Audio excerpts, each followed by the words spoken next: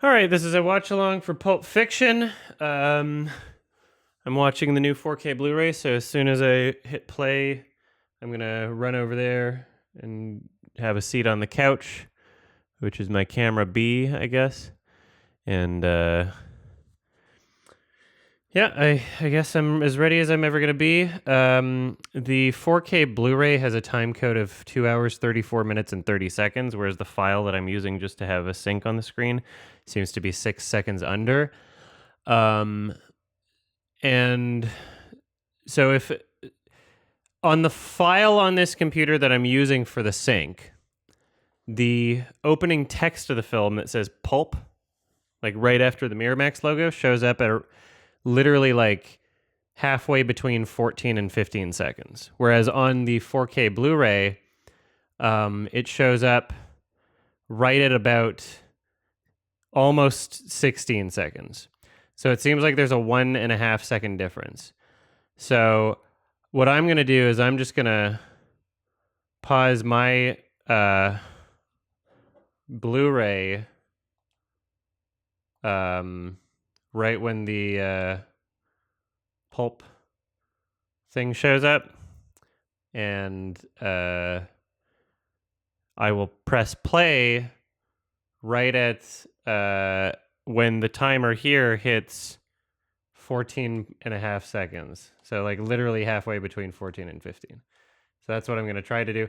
And if I have to like fast forward a tiny bit and, try to get the sync perfect, then I will. But that's just an FYI for how I'm going to be watching it, just so it's, synced up to the timer for this little thing for whatever. So that's how I'm doing it. So I have my movie paused at 16 seconds, and I'm going to press play at when the timer hits 14 seconds. Otherwise, I'm just going to do a 3, 2, 1 countdown from the beginning. So if you don't care about a 1.5 difference, or if your file says 2 hours, 34 minutes, and 24 seconds, or if your file has the Pulp text showing up halfway between 14 and 15 seconds, then just start from the beginning, start at 0. So I'm gonna start the file at 0. I know it's complicated. I hate how complicated these things always are. I wish everything was just the same, but I'm giving you as much information as you could possibly want, just so that you're able to do this yourself. All right. Okay. So I guess I'm gonna do it. I guess everything's ready. Got my headphones. All right. I'm so scared. There's so much setup. I feel like I'm not ready, but I am. All right. 3, 2, 1. There we go.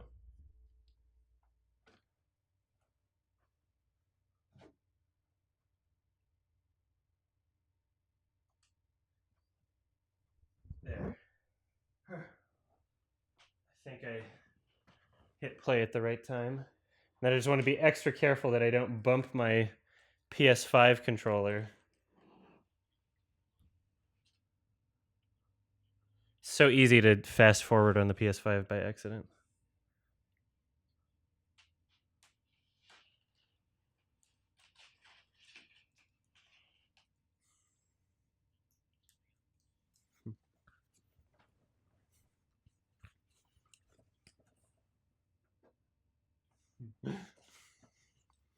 It's been many years since I've seen this. This is my first watch in a while.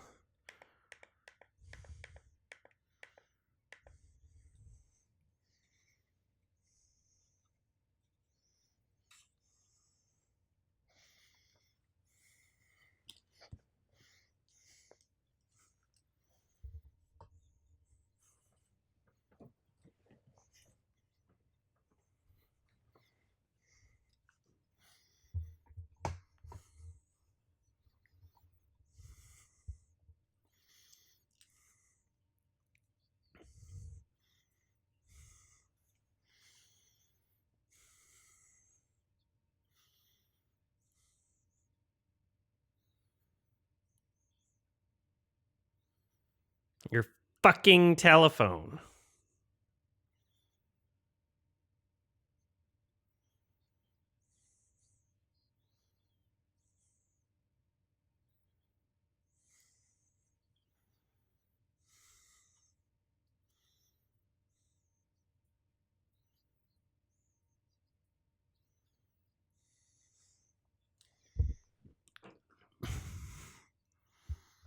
Looks like I'm slightly behind compared to the file, so I'm just gonna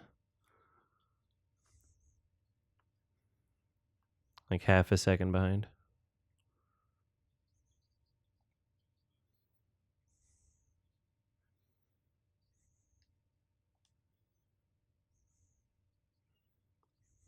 Yeah. I'm at a perfect sync now, and just for you other 4K watchers, I'm at 222, 46, 47, 48, 49, 50. Just in case you're curious if you're off. Yeah, garçon means boy. That's funny.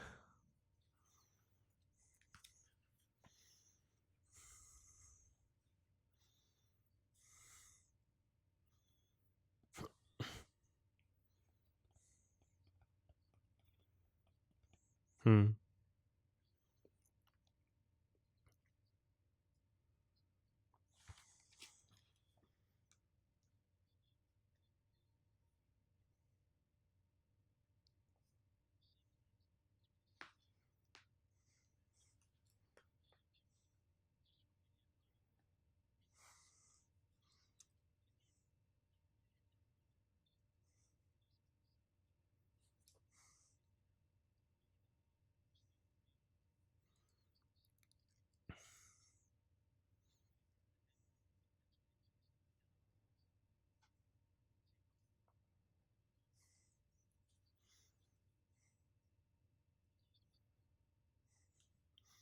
Hmm.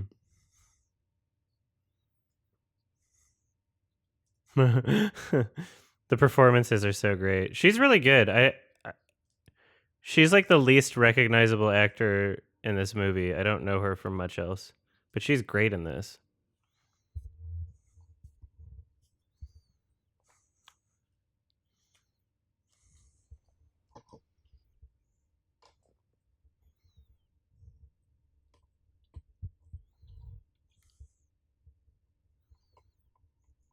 Pumpkin.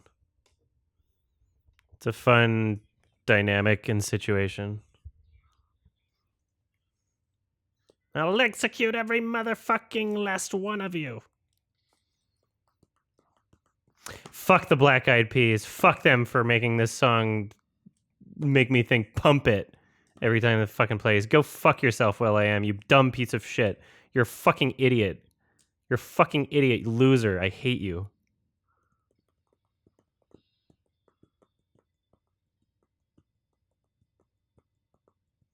It's a great song without the Black Eyed Peas. So.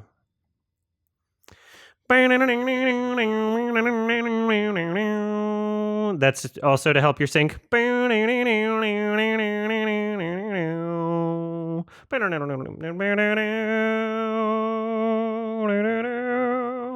What a fucking cool movie. Imagine being alive at this time and just catching Quentin Tarantino in his career at this point. Imagine being here for this and just watching him grow as an artist. Like, that would have been so exciting.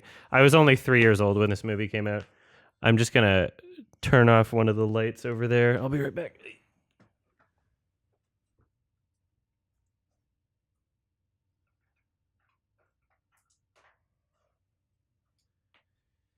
Is that too... Yeah, I can't see shit. I'll turn the room lights on a bit more. Or maybe I'll just dim that one.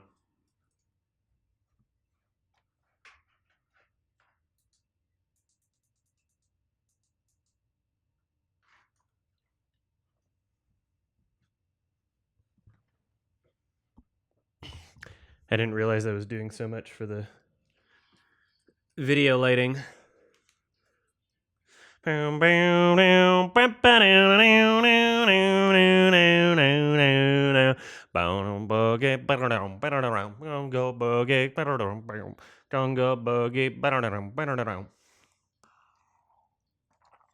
Woo! Harvey Weinstein. Woo! Executive producer Danny DeVito. That's pretty cool.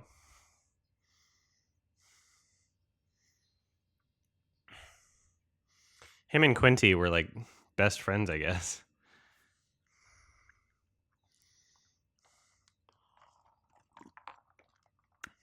I think it's cool that this completely revived John Travolta's career too. Where's the pen? Oh, there it is.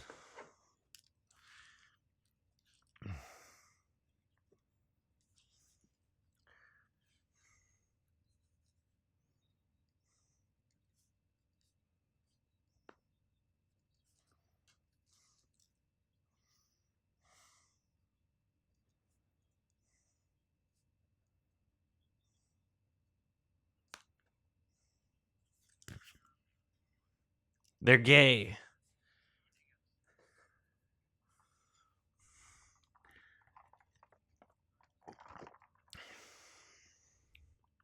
Now you can in America, so that's cool.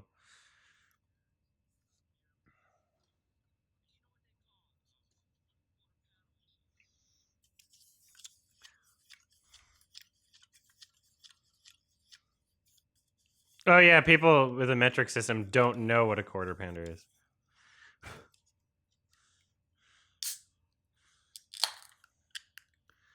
La Big Mac.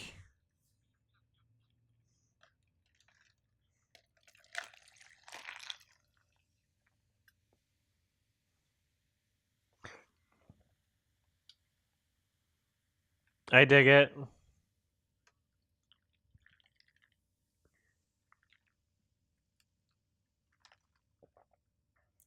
Oh my god. Yeah, that's where the scene that I made started.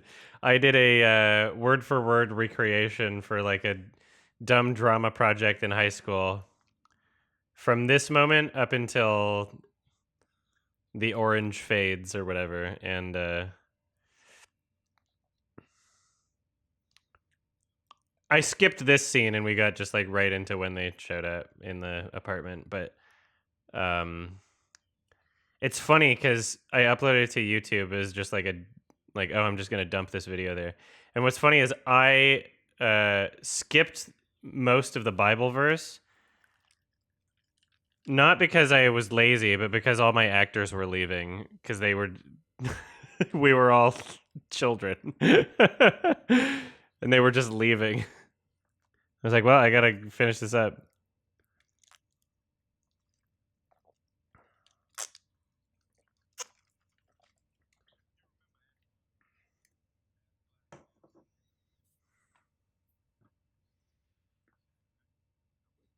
Fed.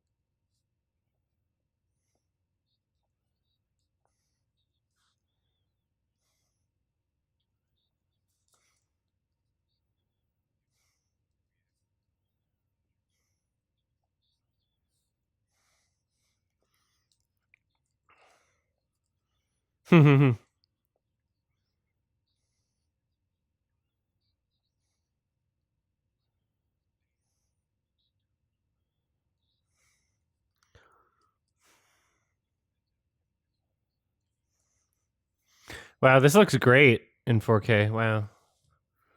This looks fantastic. I'm so happy I'm watching it this way.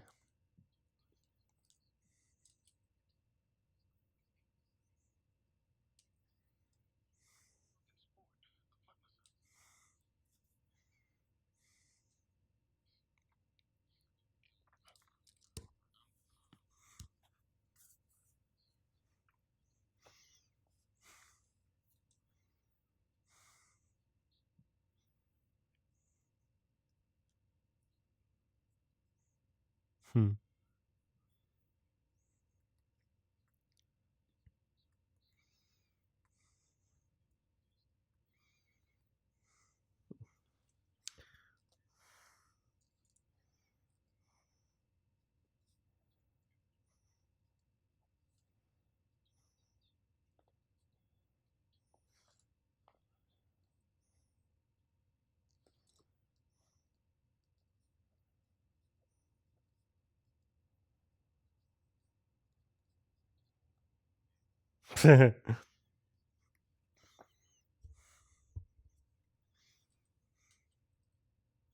This might be the first time I've watched this with subtitles also.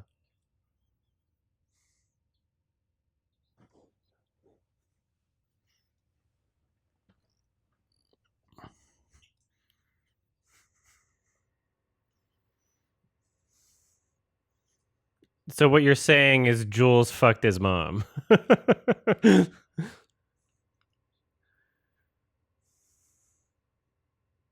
Better known better. That's such a it's so interesting with that line because it's like it's not grammatically correct, but it seems natural enough to like keep in the film. Should have fucking better known better. Like I wonder if that was written that way or if it was a flub and they just kept going because it's like a long take, you know. Either way, it suits the movie just fine, but it's like an interesting thing to note at least.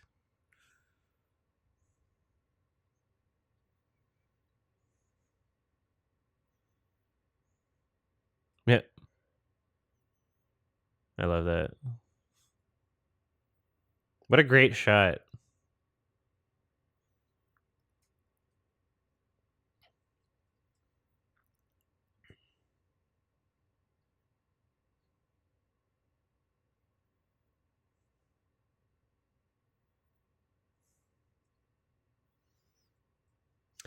I love looking at hair in the 4K transfers. There's always so much detail. The textures, like the dust and the, you know.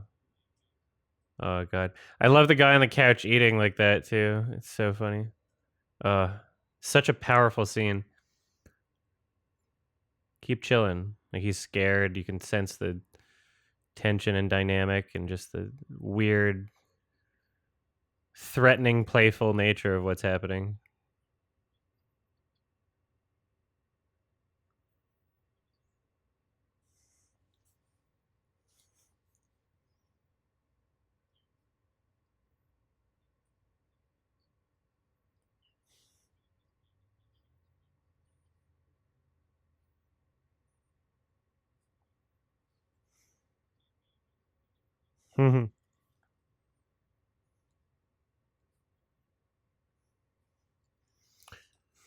The cornerstone of any nutritious breakfast. So I played Sam Jackson's character in my Pulp Fiction rendition. No, I didn't do blackface, but that's a Hawaiian burger joint. But yeah, since I memorized all the fucking lines when I was like 13, 15 or something, and then edited the video and then watched the video a bunch. Get ready for the mm-hmm. Sorry, I'm ruining the. There's bytes taken out of it. Continuity error. Ruined. Mm-hmm. I'm gonna try not to ruin it for everybody. Sorry if this is your first time watching it.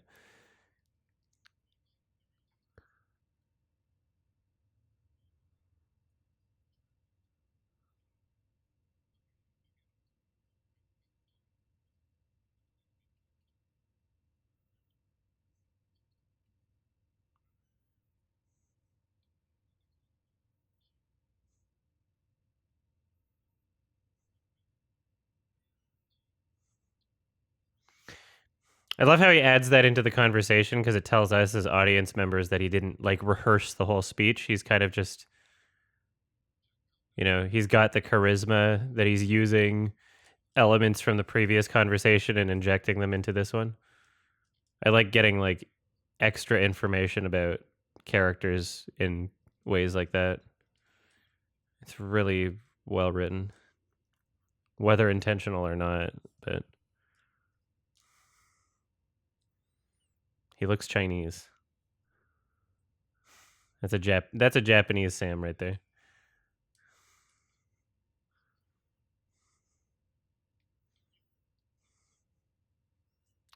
I wonder why he called them flock of seagulls. That's a weird thing to say to someone.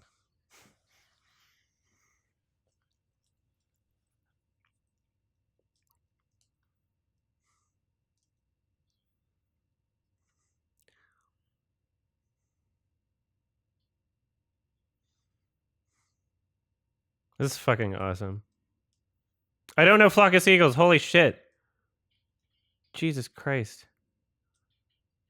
I hate it when people act like I'm crazy for not knowing something. Like, there's tons of things a bunch of people don't know. Holy shit. Just explain it to me. Sorry.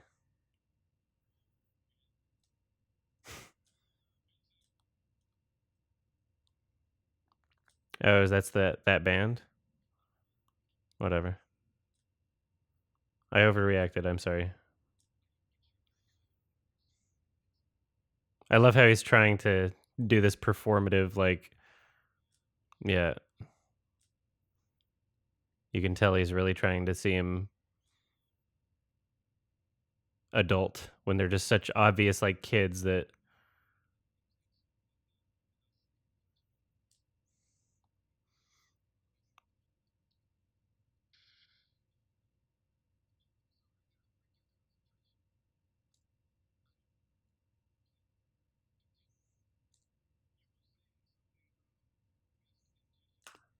That's awesome.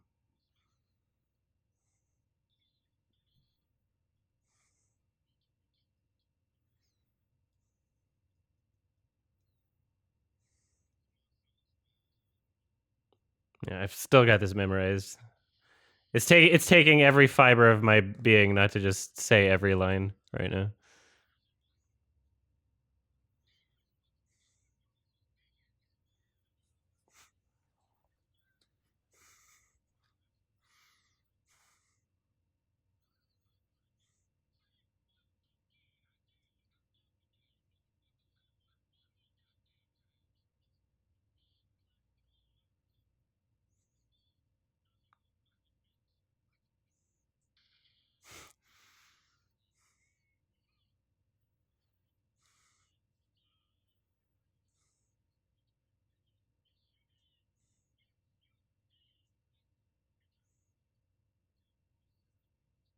It's such a satisfying scene.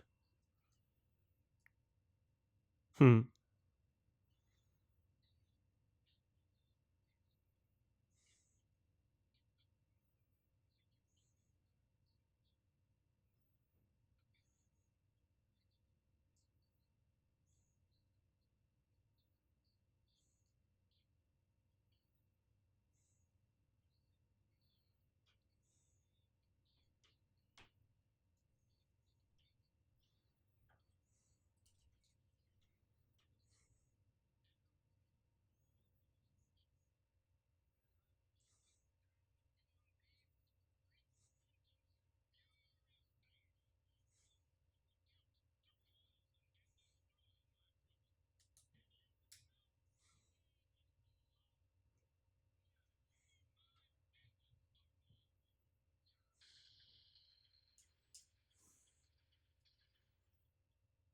Vincent was like aiming with their fucking rat, like in the background, you know, their mole or whatever. Vincent was an idiot. Why was Vincent shooting? He's such an asshole. Love Bruce in this movie. The color flashes, yeah, flash to orange, fade to orange.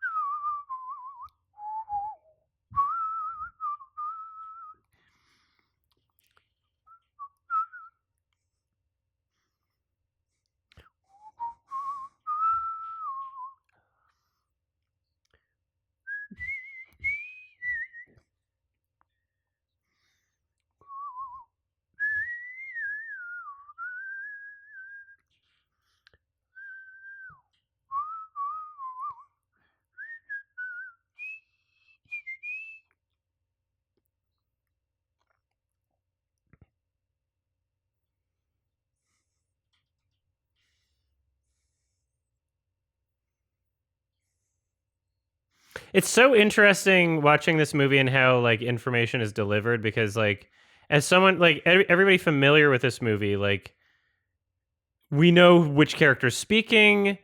We know who Vincent was talking about, like Mia Wallace earlier, and how like he's going on a date, not take her out, like, and we know how all of that like goes into the story and who everyone that's speaking. And it's not like it's a spoiler to be like, oh yeah, they're talking about things that are also happening as a part of the uh, universe. But it's just so interesting that trying to imagine, because I think I was just so young when I watched this for the first time, so I don't remember what it was like to not be aware of the characters and the dynamics and like the full story and sequence of events of what's happening.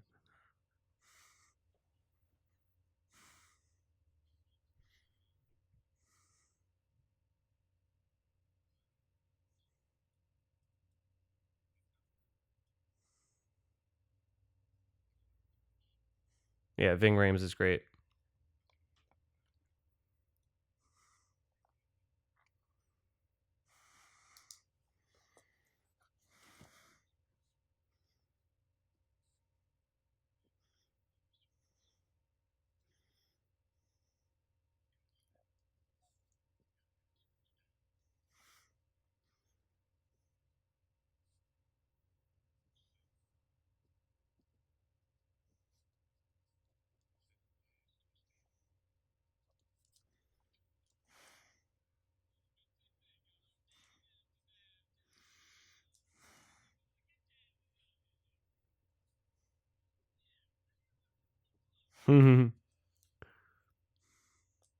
Yeah, the non-chronological storytelling and just the clues about what happened when, and I love it.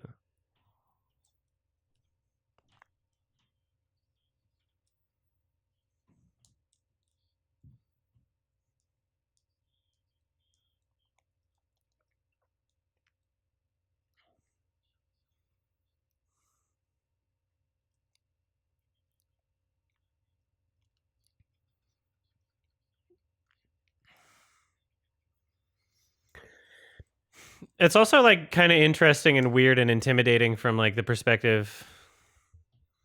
Like imagine getting like being a mob boss like Marcellus Wallace, and you're like, oh yeah, my wife while I'm out of town needs some entertainment. I'll get one of my hitmen to take her on a date. Like imagine like that's such a weird dynamic and a threatening kind of stressful. Wow, tension already between these two.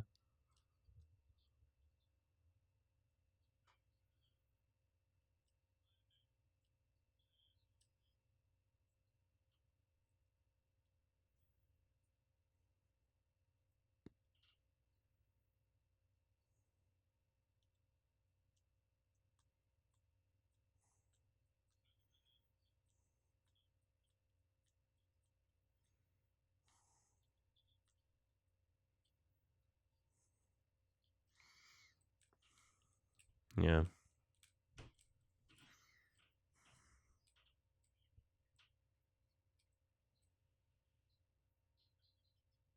How would you know?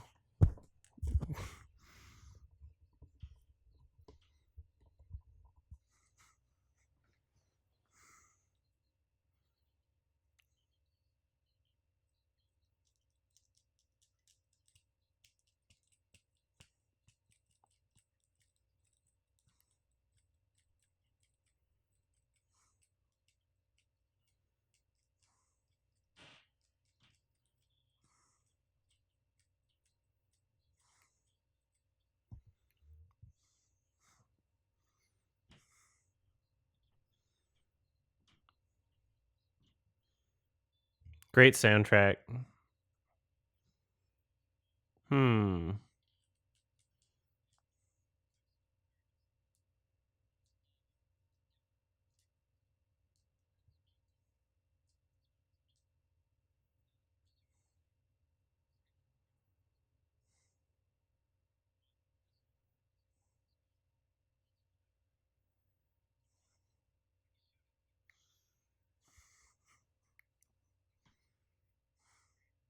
This is incredible. The pacing of this movie is just so strong. We're like fucking 30 minutes into it.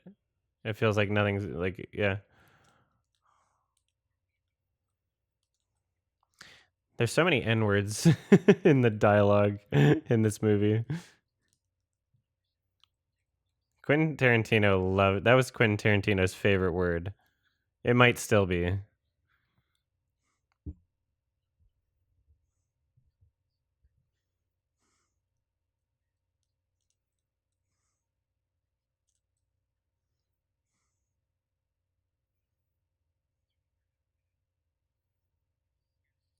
Heroin might be the worst time to buy heroin right now. Because you're probably just getting fentanyl. But back in 93, 94, you probably could find some good heroin.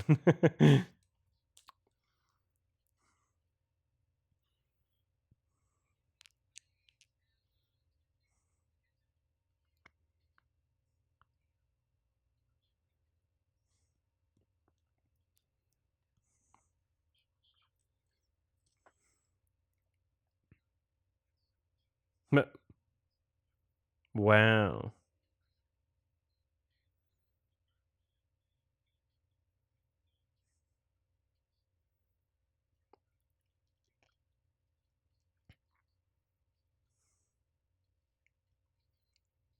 Hmm.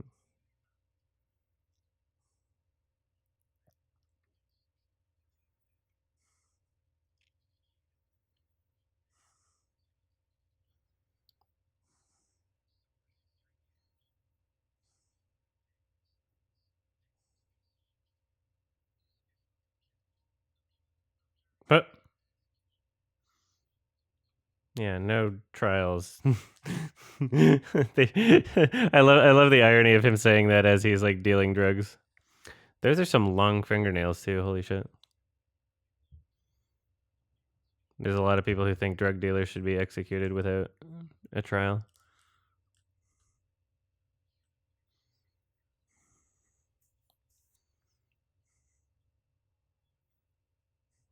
Yeah, great song, great sequence. Love the lighting here. That's really cool.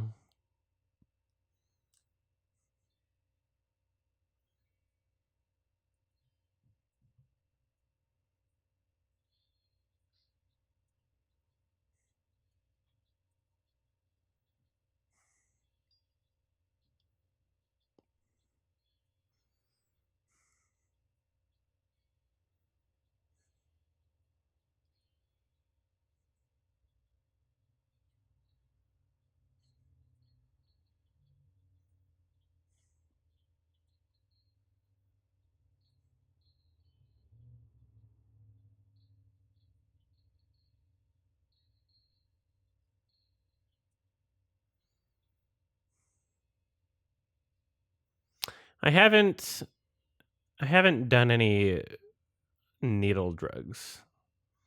I don't know if I ever will. I don't think I will. It seems pretty extreme.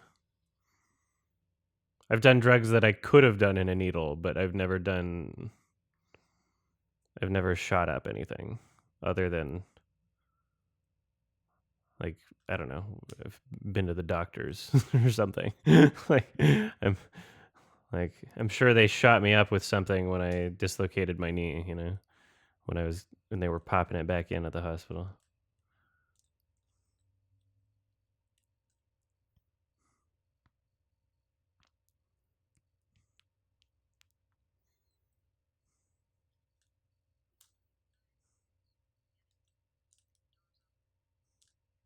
You forgot the apostrophe, you dumb bitch. Oh my god, she's so stupid. The doors open like what? The all of the doors ever? Oh yeah, the idea of Quentin Tarantino writing dialogue about foot massage when he's just such an obvious like fucking foot perv at this point is kind of funny too. Foot massage, wiggle your big toe. Like, okay, dude.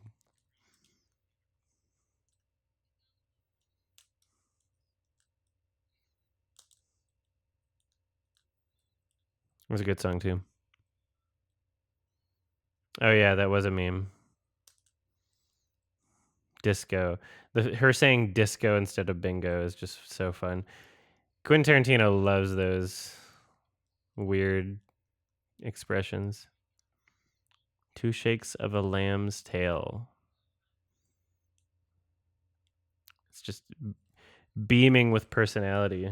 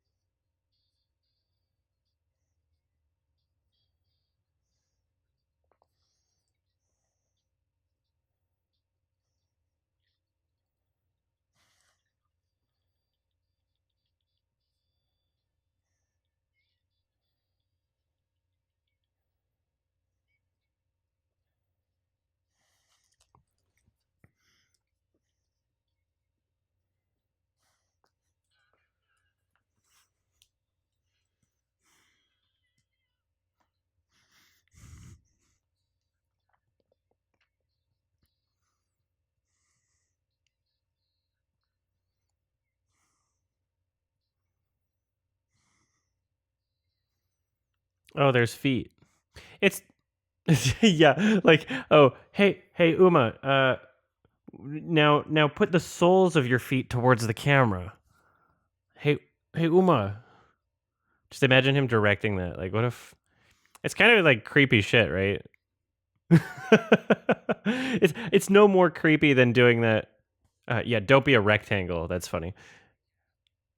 Um, it's no more creepy than any other director, doing the tit shots. When it's just so obviously like, okay, you're doing that for yourself and not for the purpose of the scene, right? Yeah, this is before it was like obvious, where it's like, oh, you just wrote a scene into your movie and the foot massage, right? But now it's just like, oh, these are your cum shots, these are your perv shots. It's weird.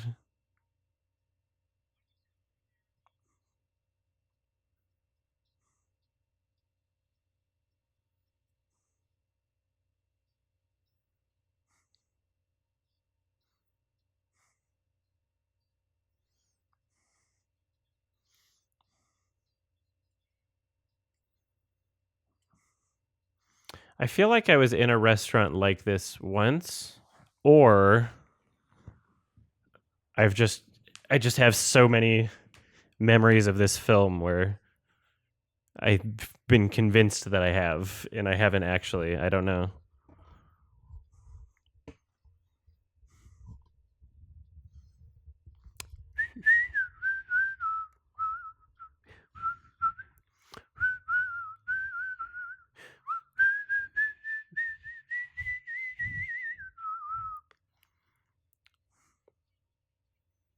What's going on there?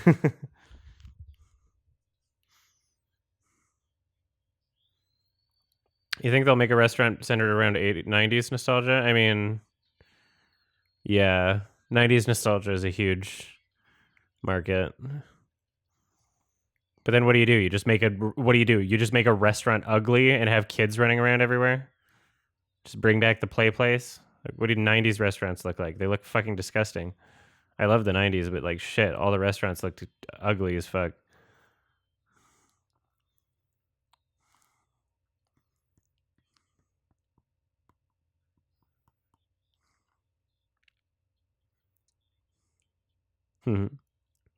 Hi, buddy.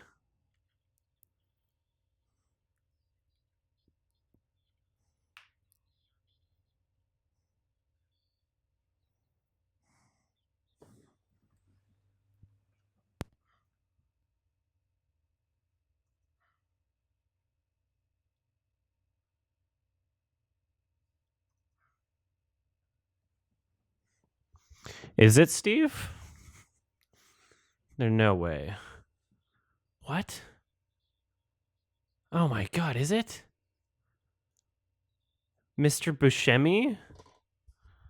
Holy fuck, I've never recognized him.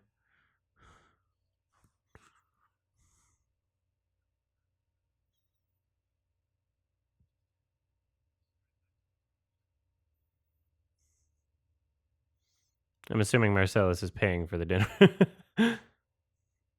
Red Apple cigarettes, a Quentin Tarantino universe brand.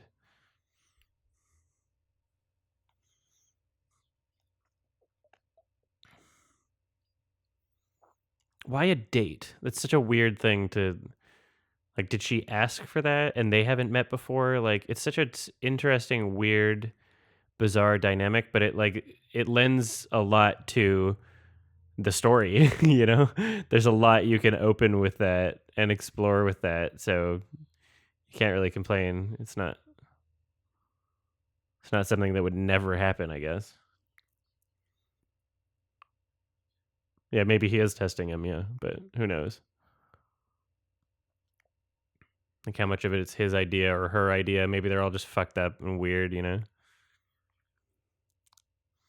Yeah.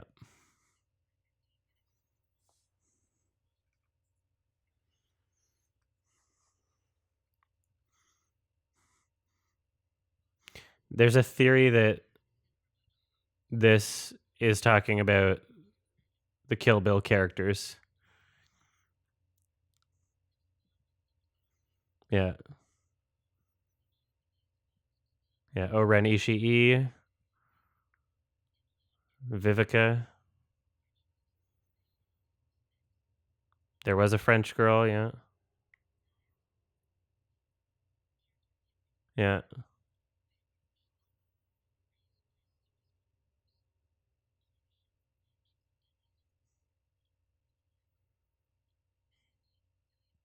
Yeah.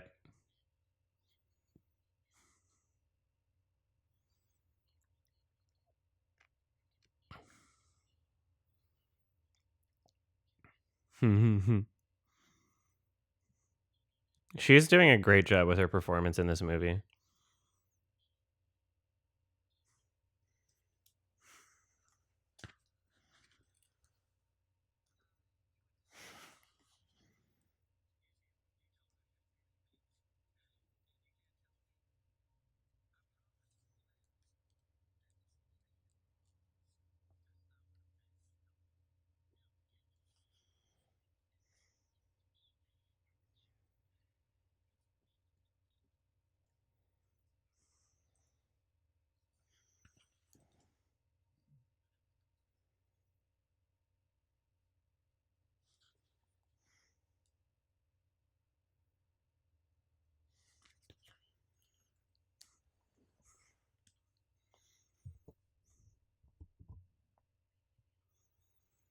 Yeah. Low frame rate on the webcam, but oops, didn't notice that until now.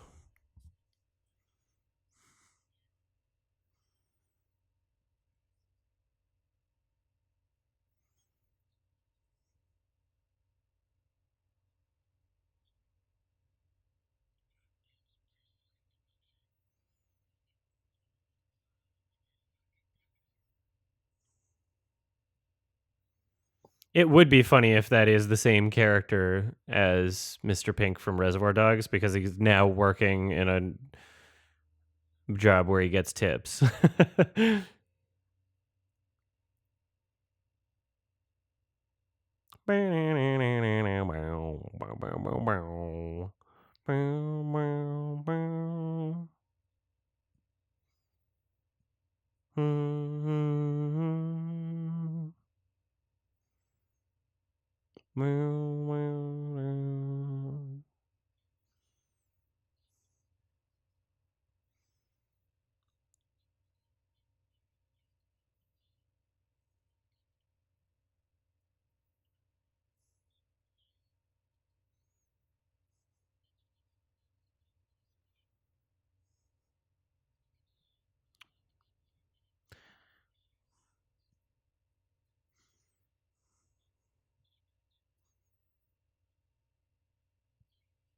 It's all mine. Shit is mine.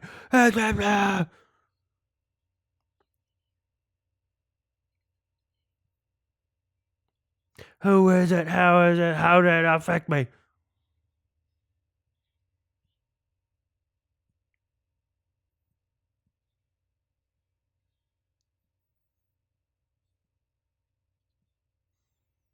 This was the most recognizable sample from the Death Grips ex-military. I was like, wow, I can see why you got legal threats over that album, and you're not allowed to sell it. I love the idea of her just doing coke like right in front of all these other girls. I love how packed this is. This is the most chaotic women's bathroom. I say, God damn. Like, imagine doing a bunch of coke before your fucking burger. Like, holy shit. Why would you do that?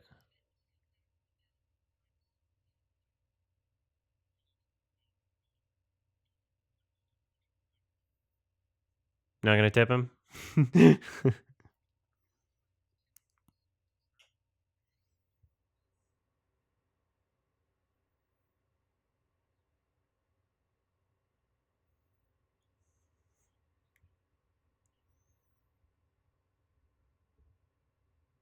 Wait,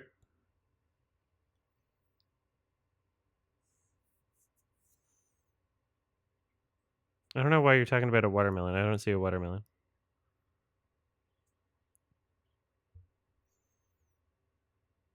It's a burger. It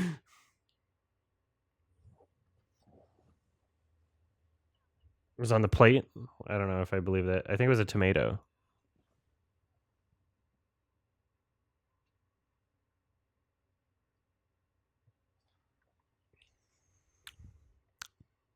That is a watermelon.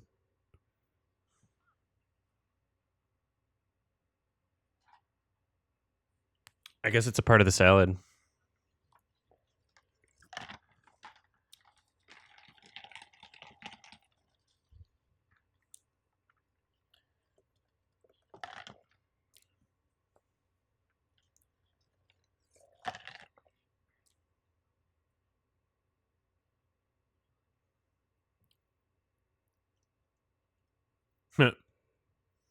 I love the idea that he knows what happened, and she apparently is like not informed about this.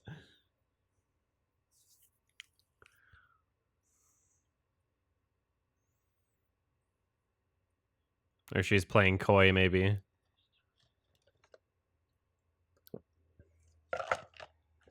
Yeah, it seems like she...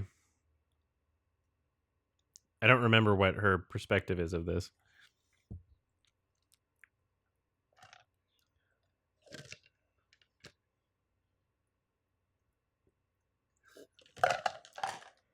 That is the F word.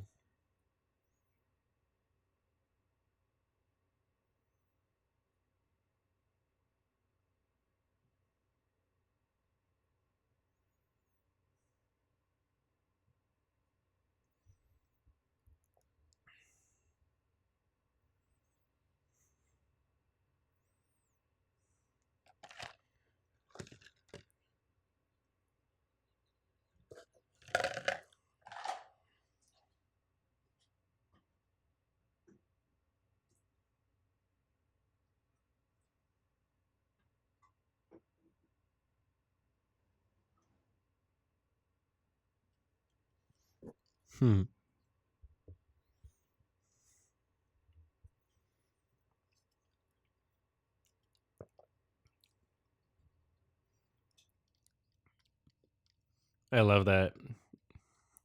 She's not denying that he did it. That's so funny. She's like, oh yeah, he threw him out of the window, but I don't know why he did it.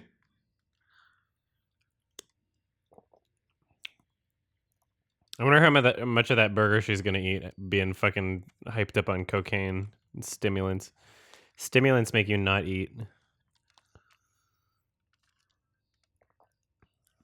Oh, it's Anna de Armas. That was like me at the Channel 5 talent show. I was like, I gotta... Is it a talent show? I gotta go. I'm going up now. I gotta throw up on the stage.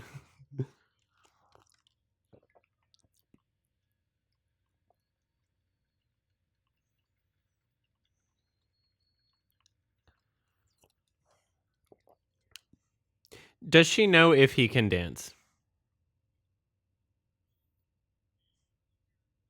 Or maybe Marcellus teaches a dance studio that he makes all of his hitmen attend.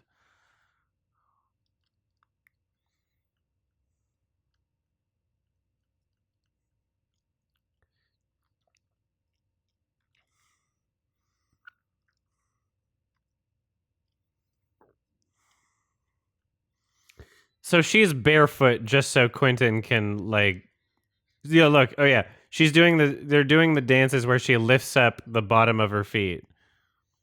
It's like if he got her to do a dance where she was just like shaking her tits out the entire time. Like that's the equivalency right now. I'm like literally not kidding. That's literally what's going on for him. Yeah, like, oh yeah, Vincent, take off your shoes. We're gonna have Uma barefoot.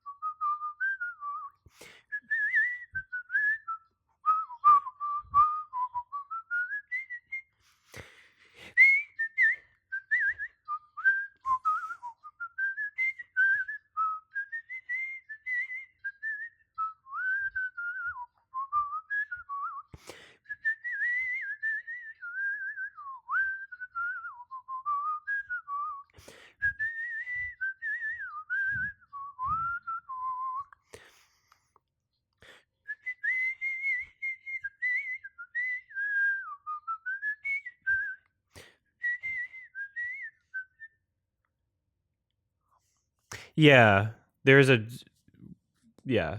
Throughout this entire movie, there's like not that many cuts.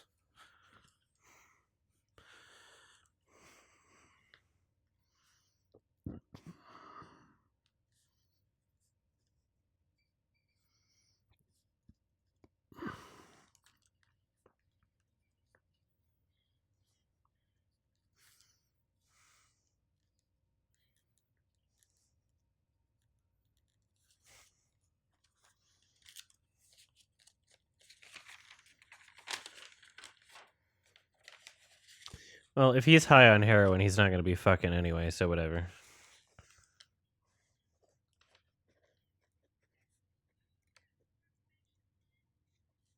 You have a bladder? Ew.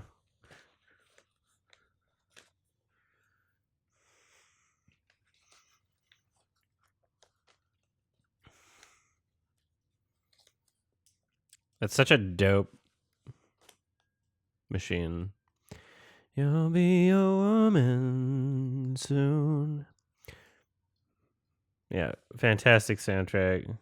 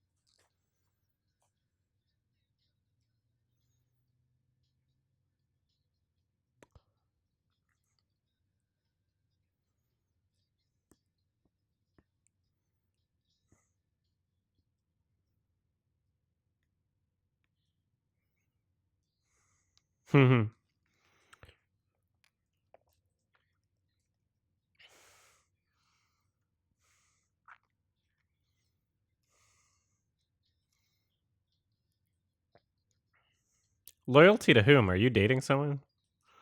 Loyalty to Marcellus.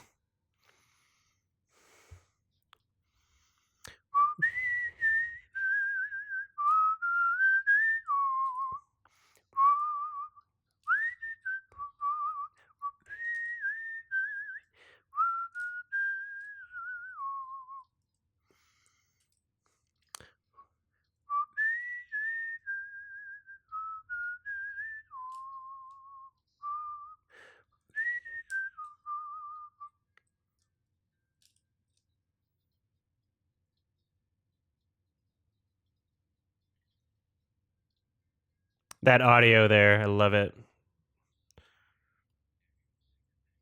That audio editing.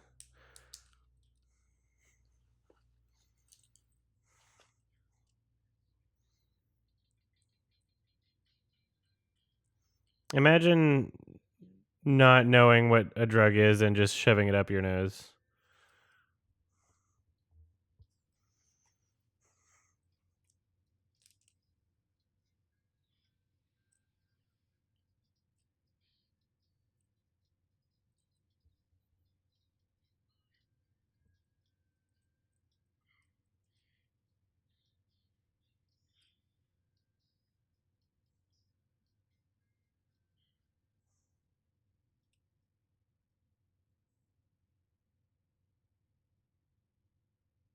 Just that fading audio. So much of this film is like all of Quentin's films. So much of the personality is the editing. Rip Sally Menke, however you pronounce her name.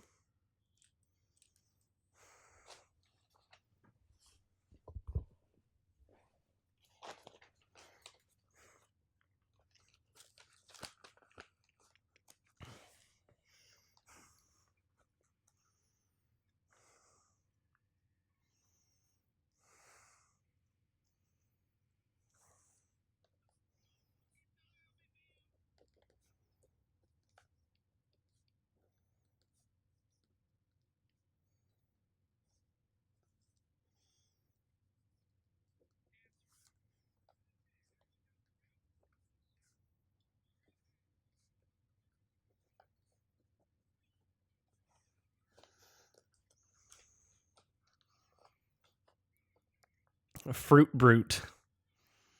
I love all these, like, is that a real product or not? I think it even said General Mills. Because I was about to say, like, he usually puts, like, fake products. That would be, like, a real product there. I'm not used to it.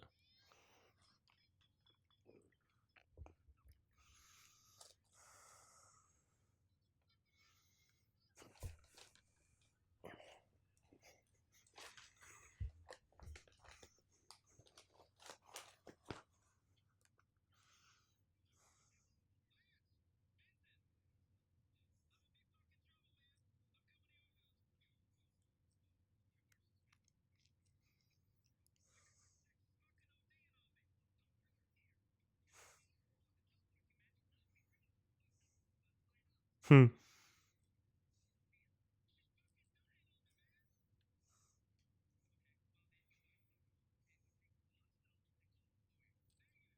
Negative. I love it.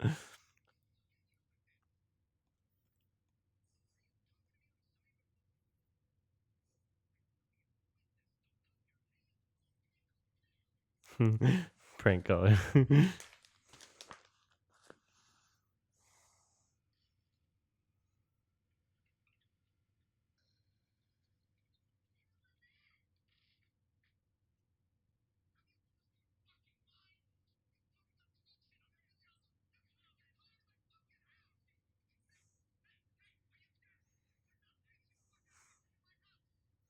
Yelling in this neighborhood.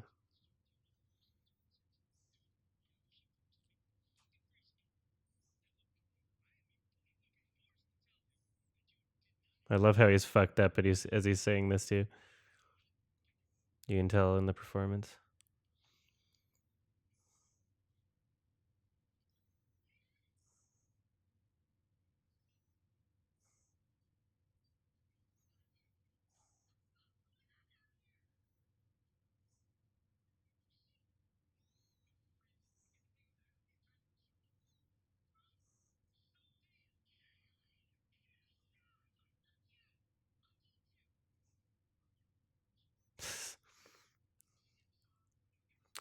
I love the board games out, Operation and Life.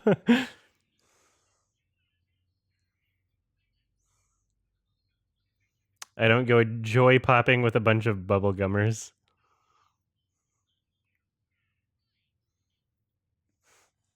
Yelling at each other over this.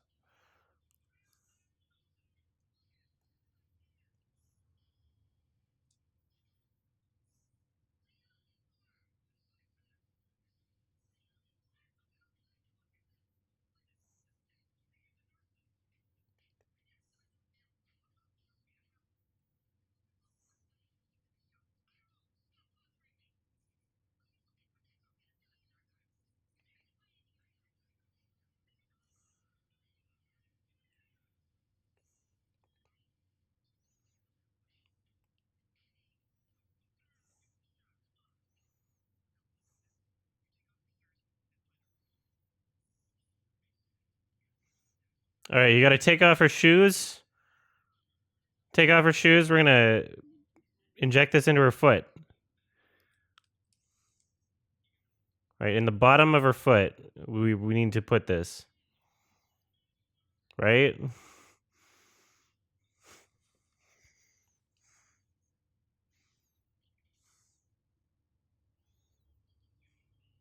Are you going to stab her fucking heart? How does this work? It's a huge fucking needle, too. It's awesome.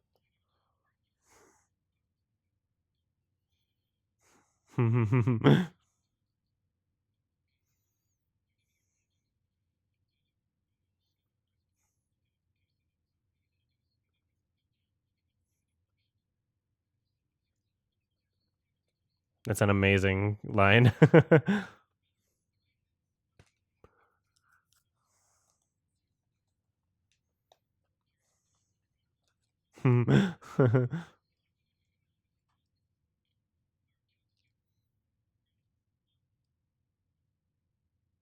Amazing. The silence.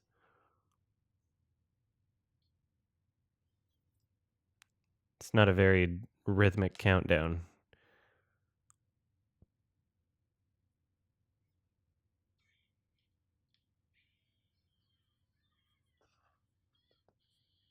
Jesus Christ. Stop moving around so much. It's stuck in you.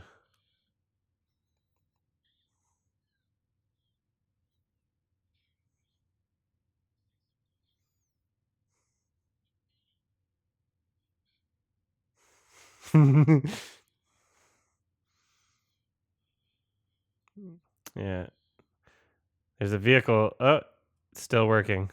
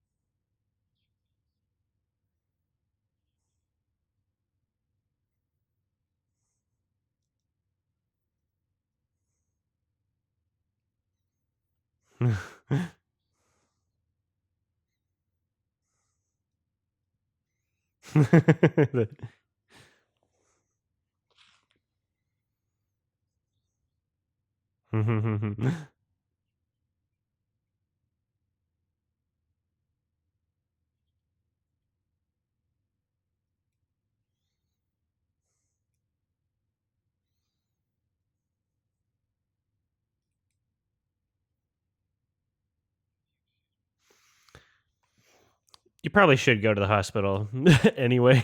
I mean, hopefully Marcellus would just have some sort of like doctor on call.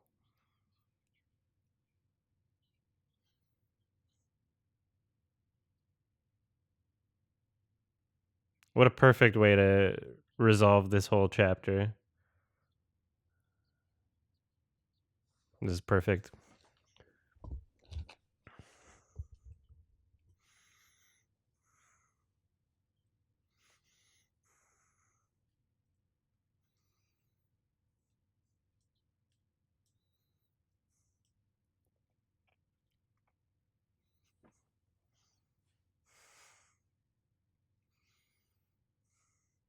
Still barefoot.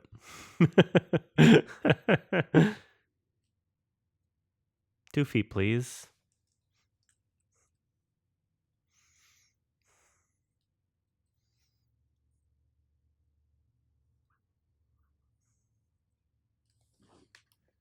This looks so weird. It's a real show, apparently. This always just fucking weirded me out.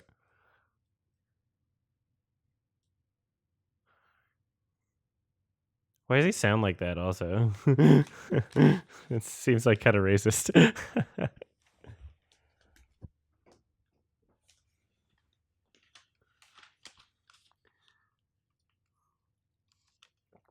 Oh, every scene's a classic.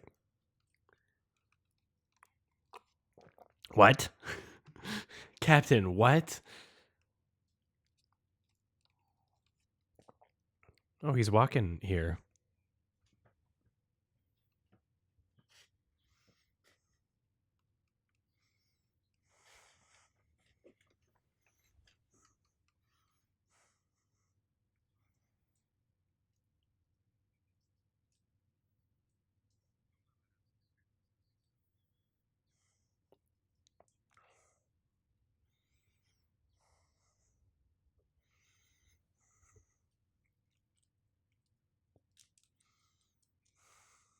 Hmm.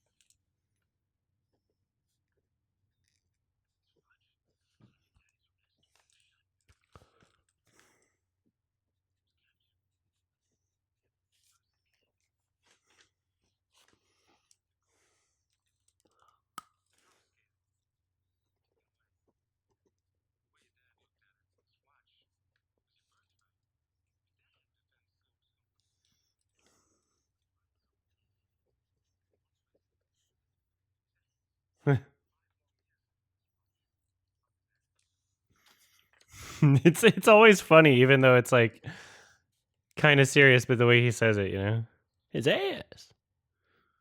Just the word too.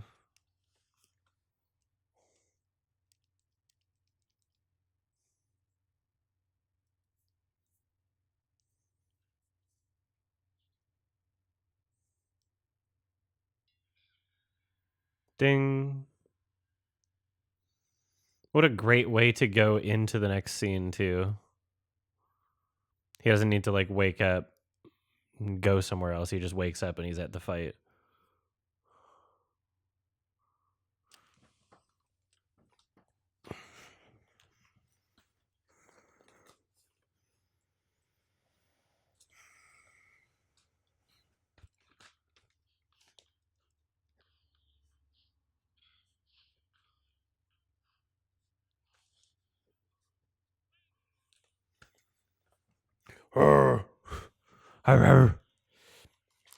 I love that we never see the fight.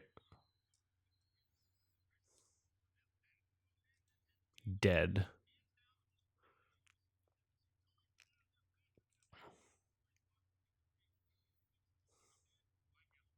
Hmm.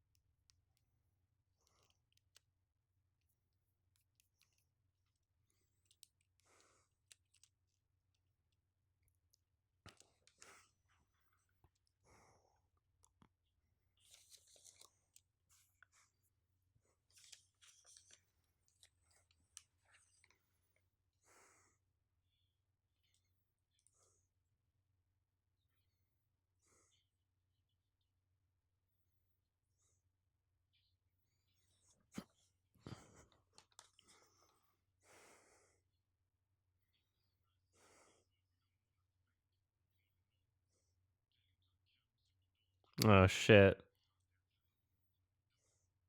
That's crazy.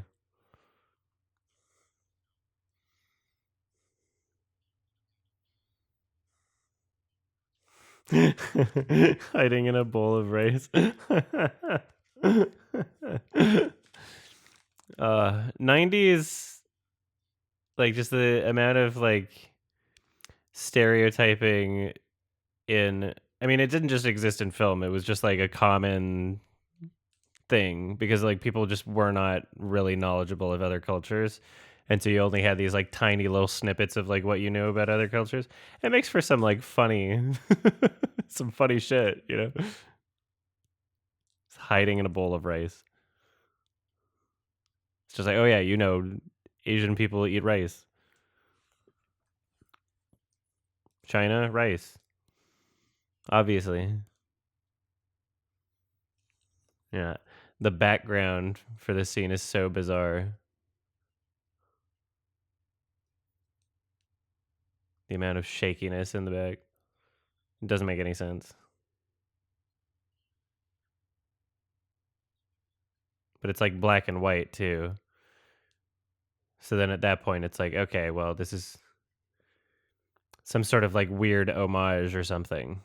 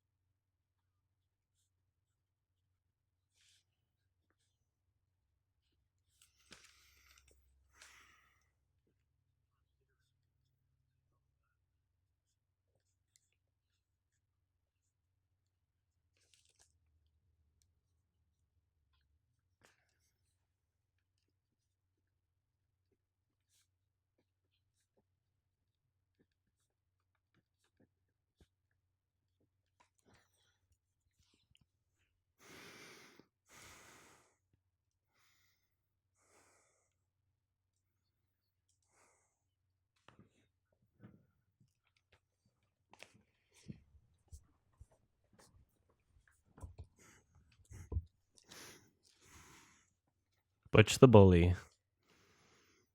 It's going to be fat time.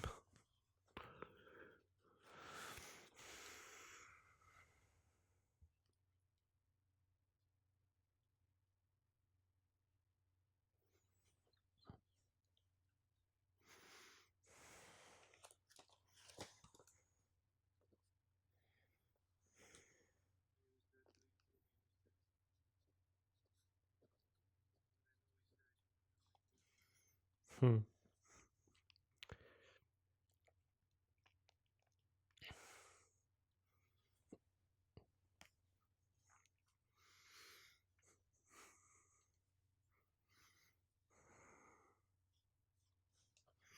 Oh yeah, maybe it wasn't a green screen, but an actual projected image.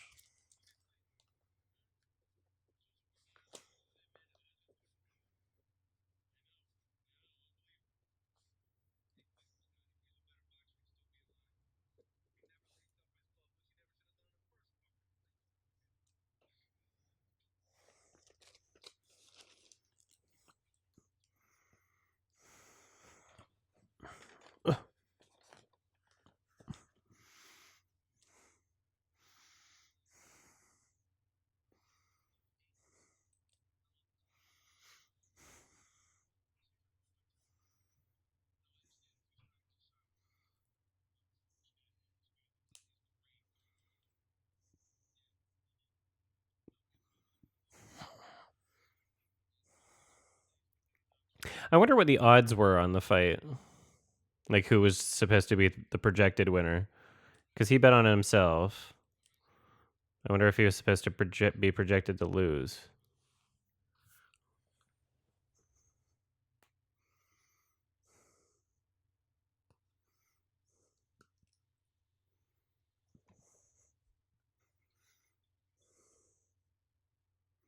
Big Jerry Cabco. Look at how big Jerry is. He's coming out of the roof.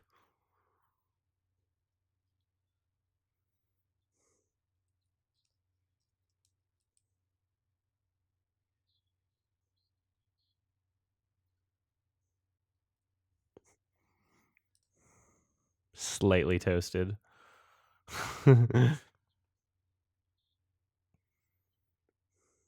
Butch. Some kind of Bucci.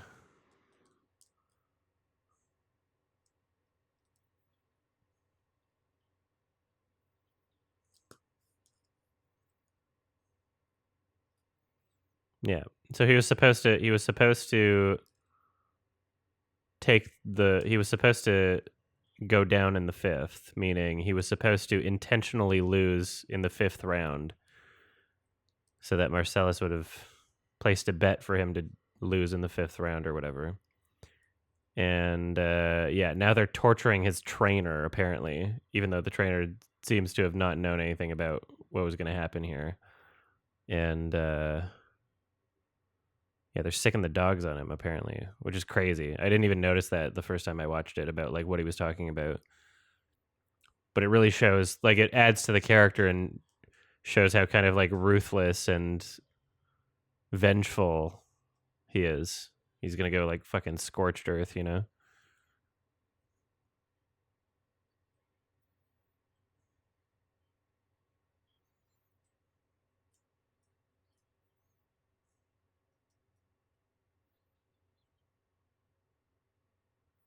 I want a pot.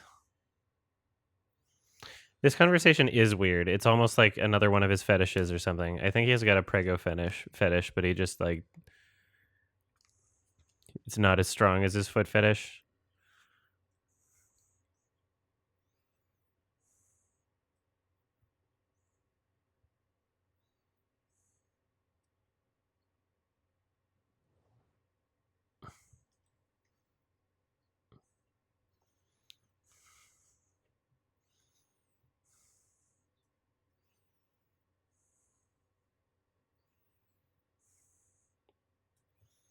Yeah, he couldn't find as many Hollywood actresses with pot bellies, but there were tons with feet, so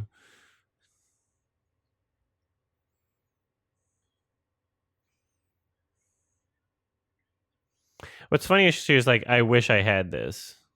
But like, I don't know. You could do it.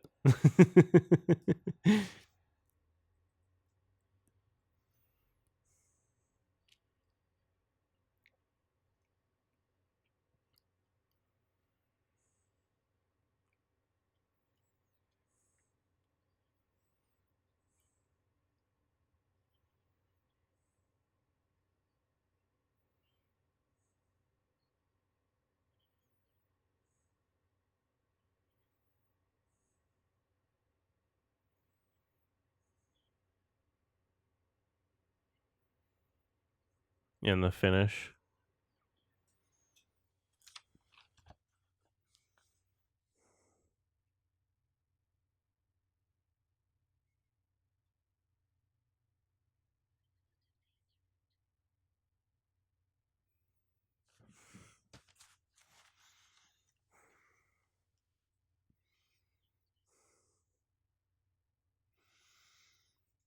Damn. Imagine like consciously deciding to like live in hiding. That would just be so stressful.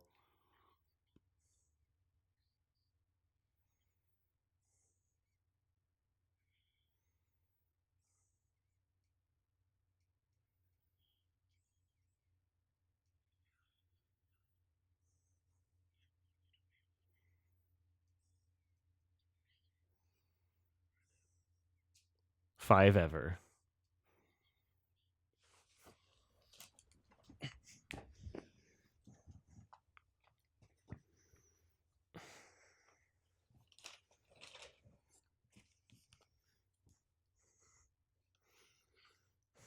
Oh, that's the same question.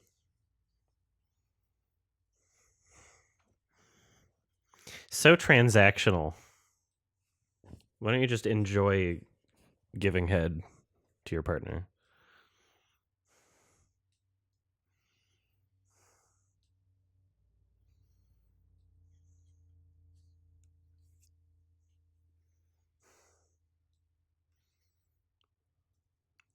I don't speak Chinese.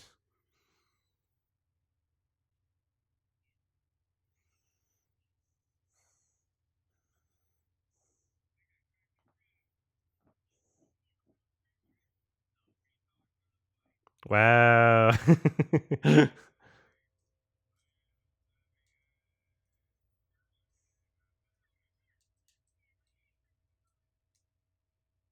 Wow.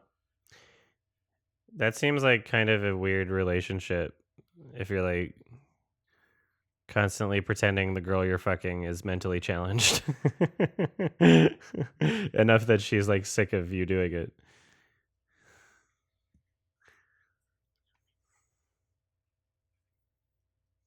I took it back.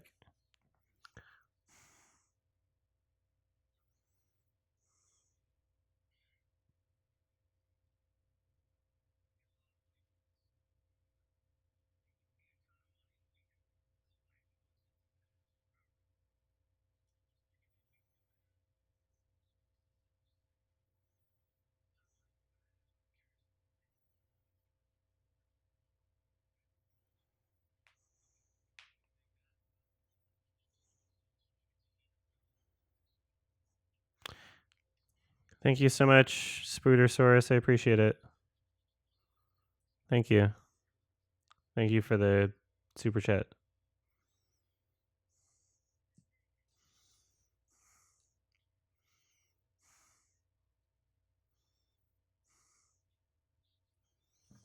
It's such a weird dynamic to their relationship. She seems like weirdly infantilized throughout this.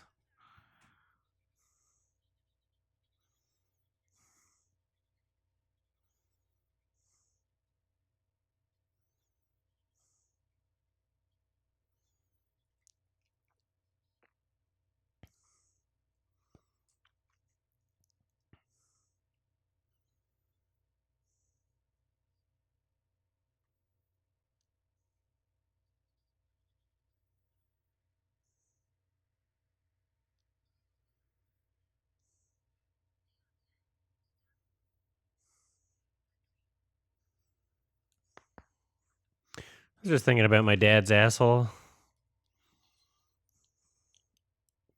I like how he has like PTSD from the war that he wasn't in.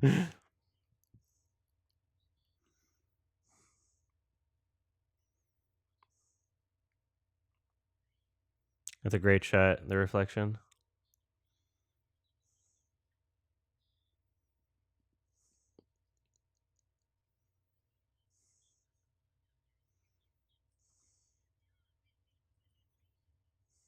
You should just call him our word.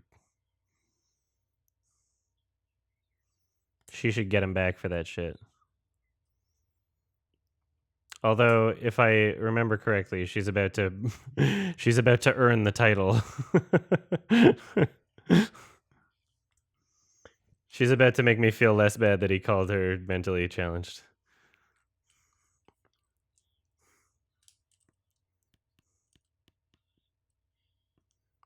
That's not a spoiler. I haven't said anything.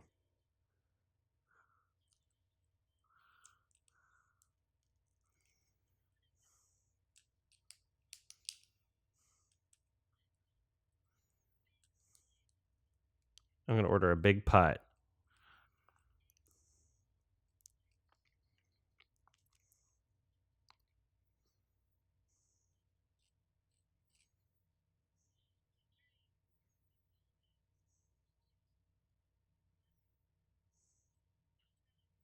Coffee in a black cup. Yeah,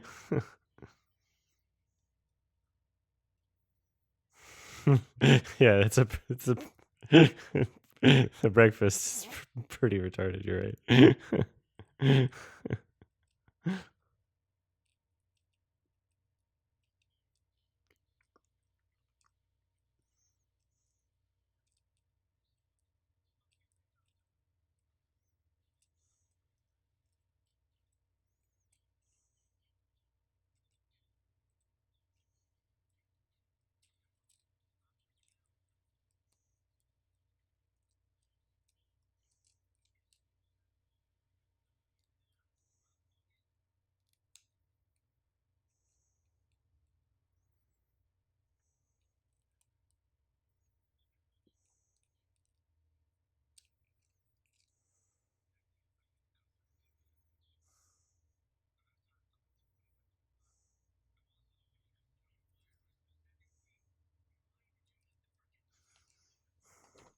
He's really good in this.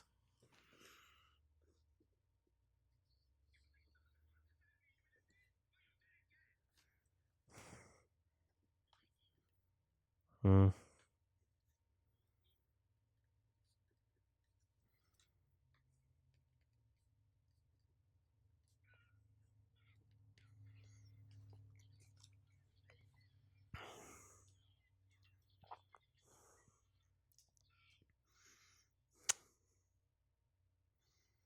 Retro.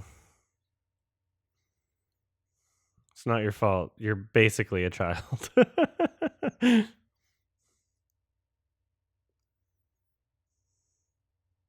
Why didn't you pack anything?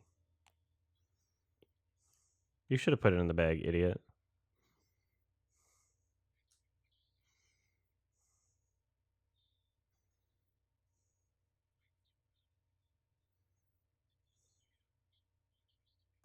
I love how quickly he's calmed down too. And he like just internalizing all of his freak out. I love this. Because he realizes that he's, made her scared. So he's trying not to seem like a monster, even though he just displayed it, obviously. He's trying to push that part of himself back down a bit.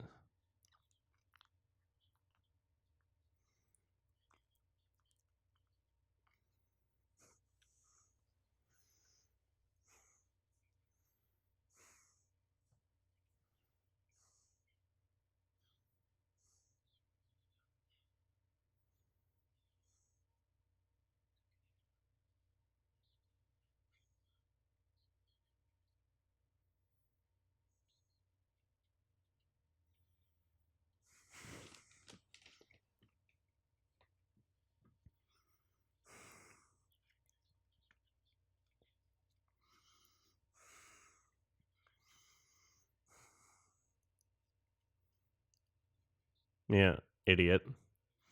Just call her the R word again.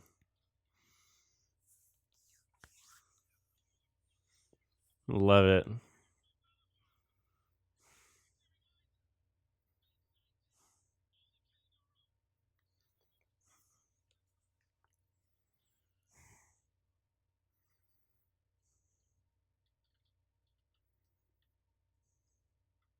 Yeah, this is great. Parking not right outside his apartment, but you go for a little. There's such great There's really great like sound design in this movie. There's some sound effects, like maybe some of the gunshot sounds or some of the impact sounds that seem a little dated. But like, yeah, these sounds, like the scope, the environmental sounds. Yeah, is a cool. Bring the camera through. Yeah, very cool. Very smooth. Yeah.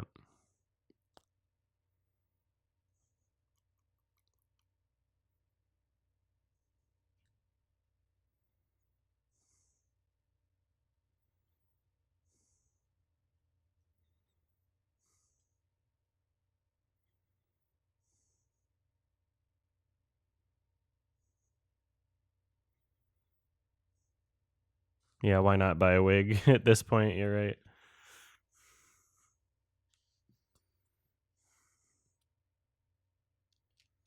Thank you. You're a boy.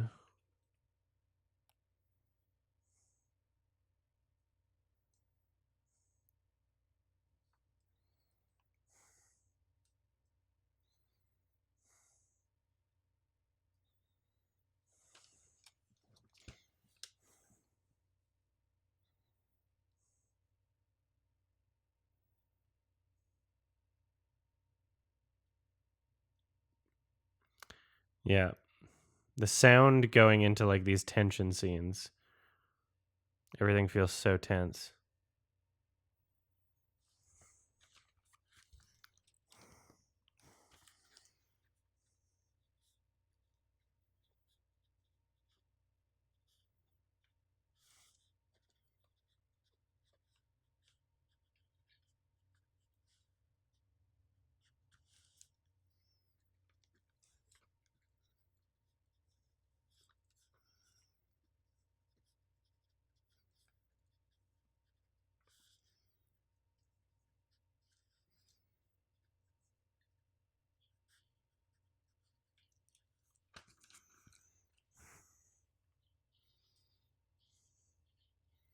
I wouldn't be doing this. I would get the fuck out immediately.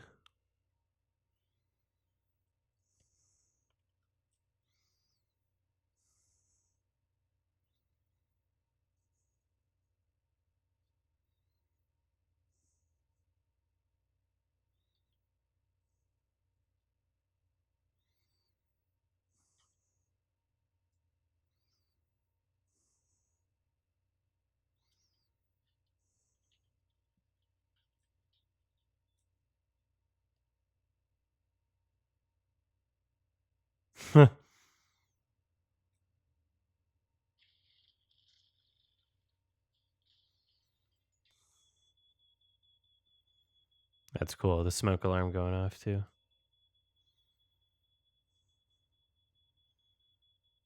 You're gonna leave your fingerprints on that? Free gun.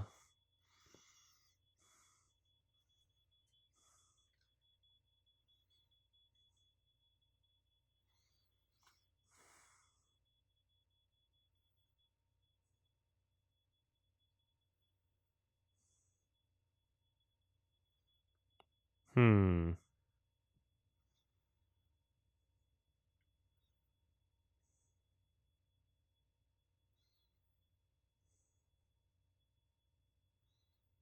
Yeah, there you go. Don't forget the door, the bathroom door.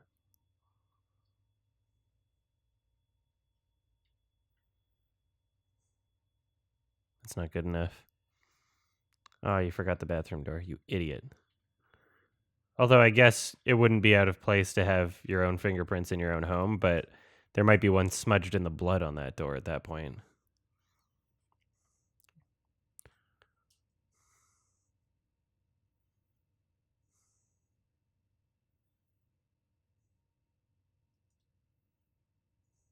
Why are you yelling?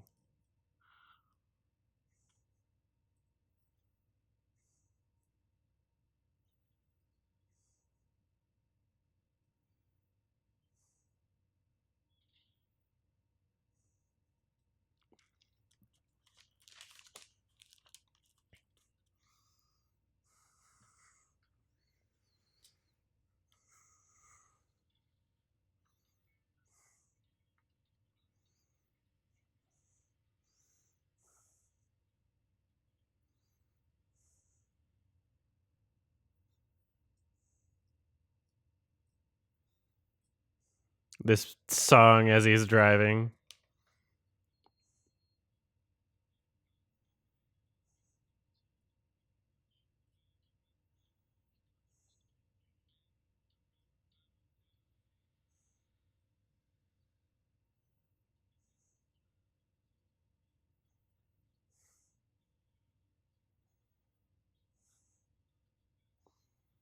Yeah. The fact that he's singing along to the music means that this song was pre-planned.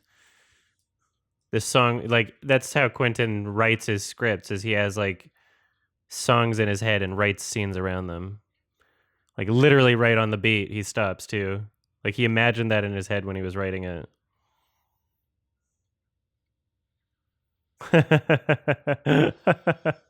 Oh, so good. Oh my god. What a conundrum.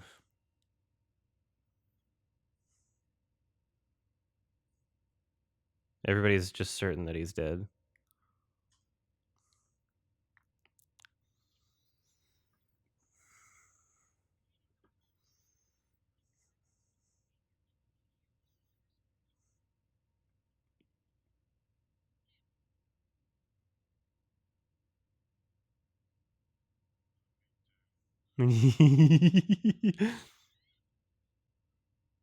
Retro.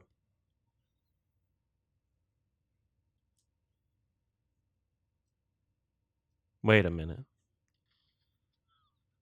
Yeah. Awesome. Fucking amazing. What chaos. Absolute chaos. And they're both injured. So incredible. What, like, just so satisfying, these scenes.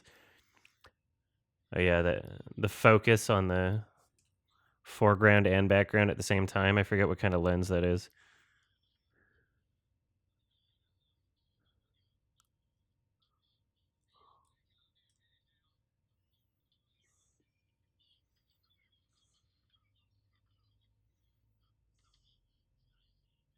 Yeah.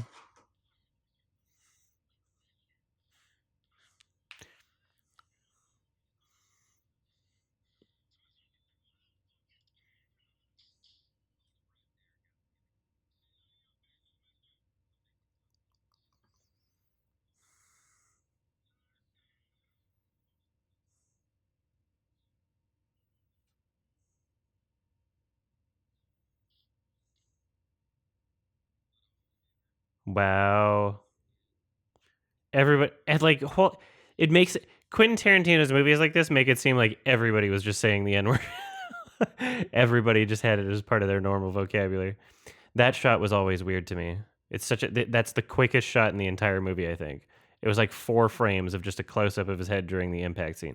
I don't know why it was shot like that. It's always so bizarre to me. That impact.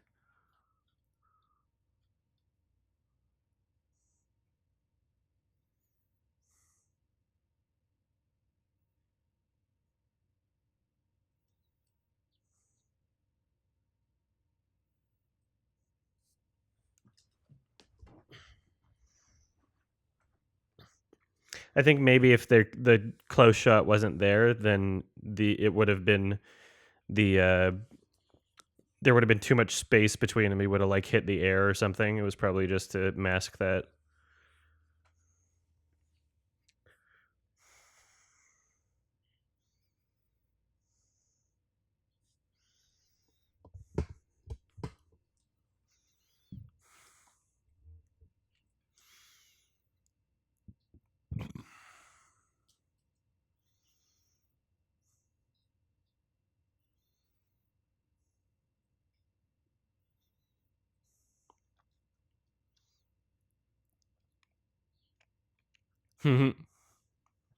That's so funny.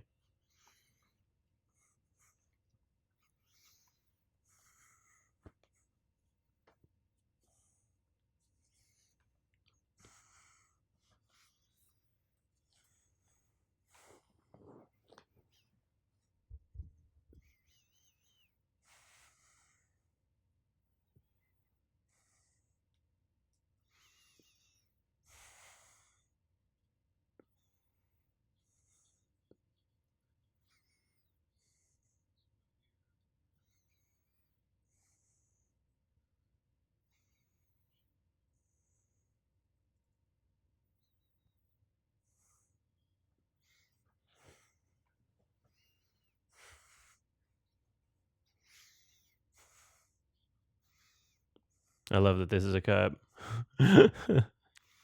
He looks like a serial killer, like one of those Ted Bundys or whatever. Like, I don't know. A security officer? Yeah, I guess not a real cop. It's a funny badge.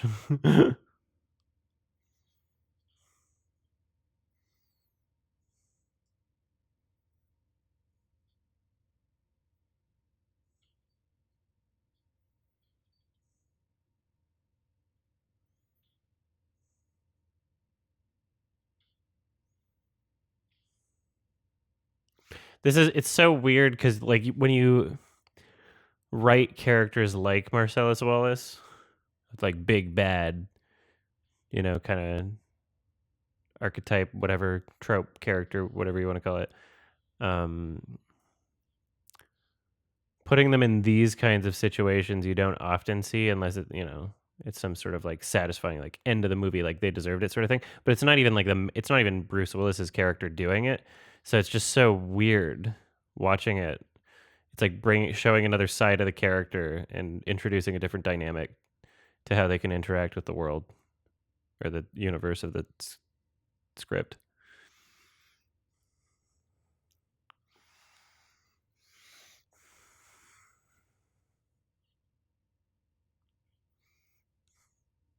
It's scarier because they're gay also. Wow, he also loves the N-word. Everybody's saying the N-word in this movie. Holy shit.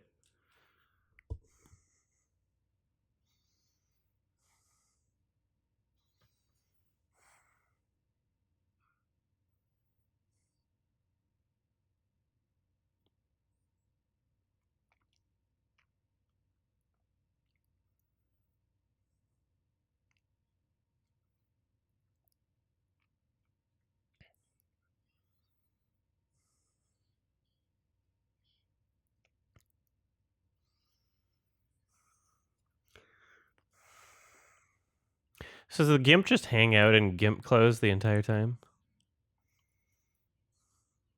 Like the guy was operating a business earlier today. Like Gimp was just hanging out here.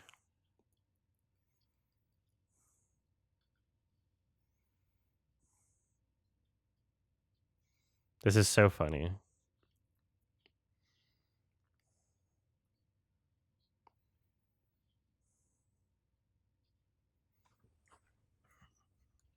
Again, song choices.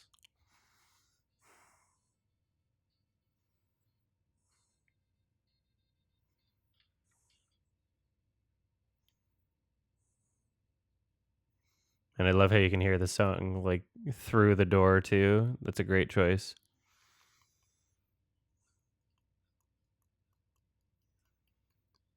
That grunting is so weird. Ooh, ooh, ooh, ooh, ooh, ooh.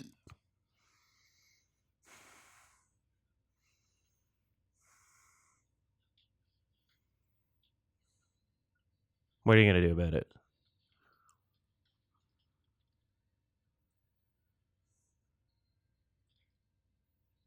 Yeah, from a boxer too. See, this is one instance where I'm like, oh yeah, okay, a boxer's knocking him out. Yeah. Yeah, you could get knocked out by a punch. It's like it doesn't bother me at all. So many other movies, I'm like, what? You just hit them and then they get knocked out right away. But it's like, okay, the dude's a boxer.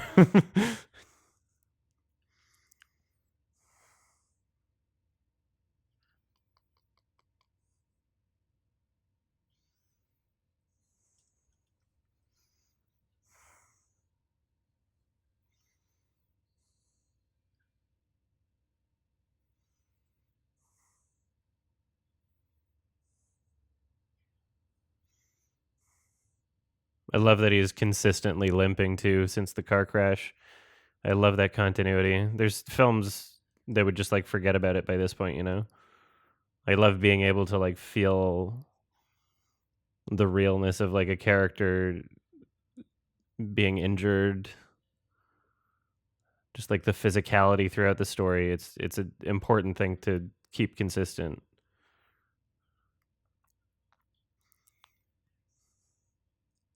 Yeah, it was such a good scene where he's just like, "What do I want to use here?"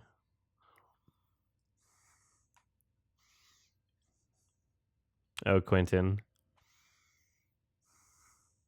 Hattori Hanzo.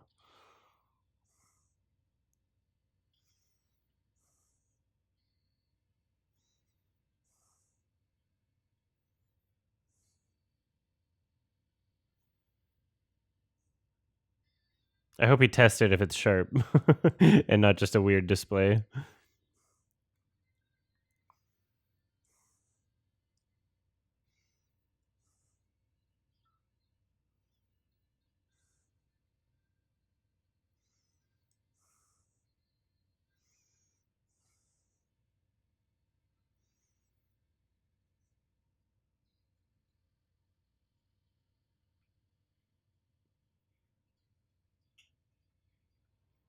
What a cool shot.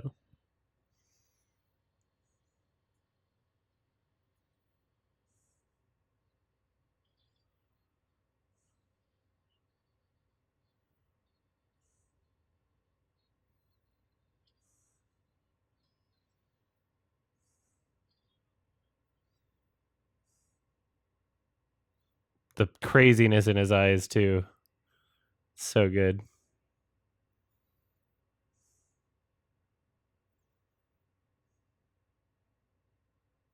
Love it.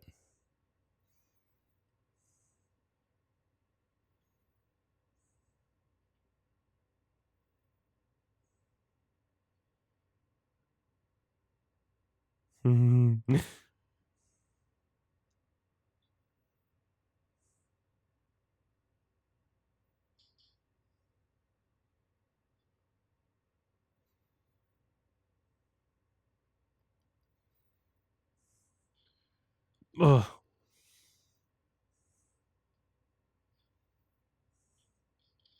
yeah. Apparently, the most painful places to be shot are like the gut and the kneecap.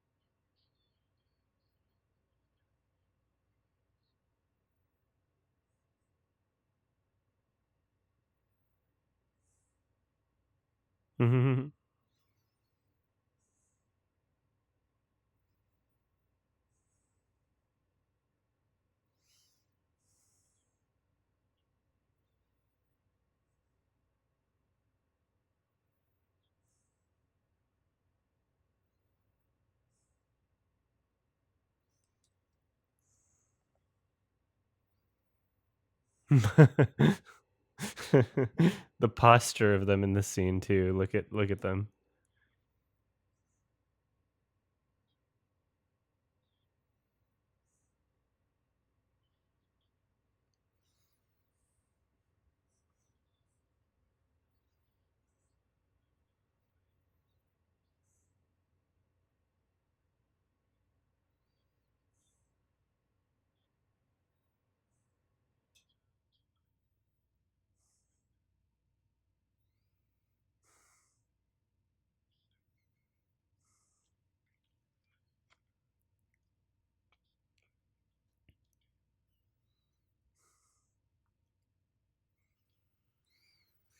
It's interesting. It's set in L.A.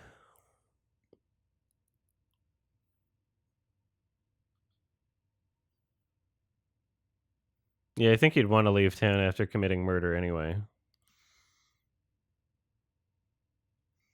I think that was kind of a given.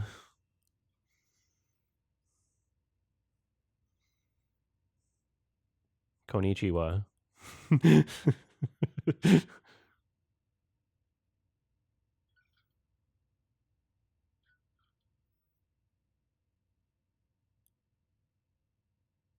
Hey, why not?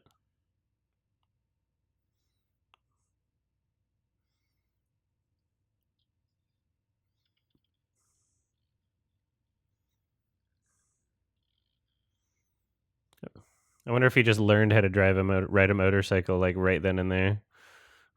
He's like, fuck it.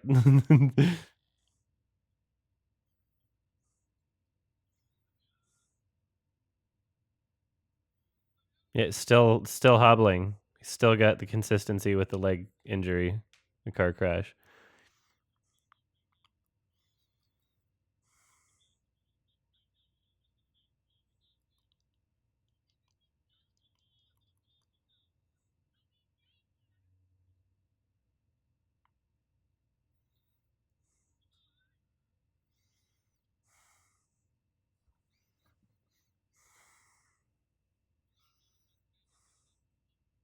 Okay.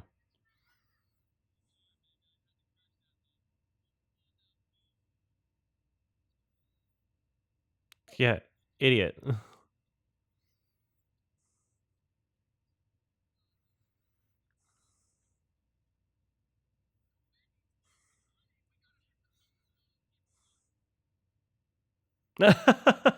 Aw, do you need a nap? You want a bottle? How could you date something like that? You know?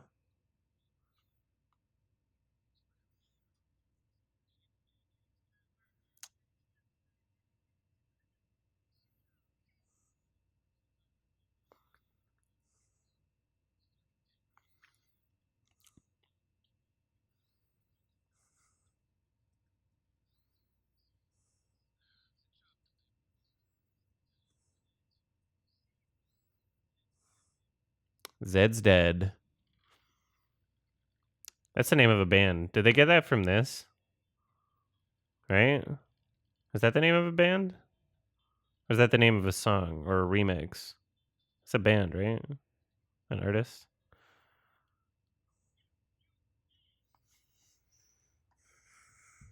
Yeah. Love this. Yeah, this is cool. What's the deal with being in the bathroom? It looks like Jerry, yeah.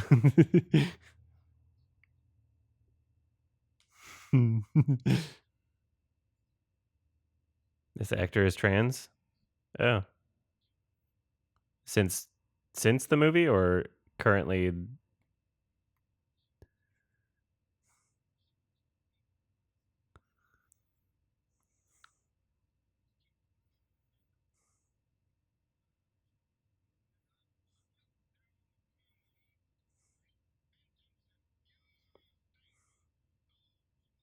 Oh. She.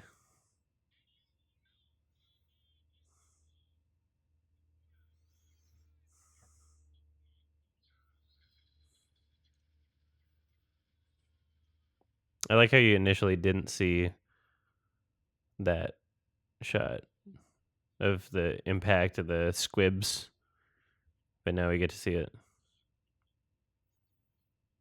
It's a good looking 4K Blu-ray.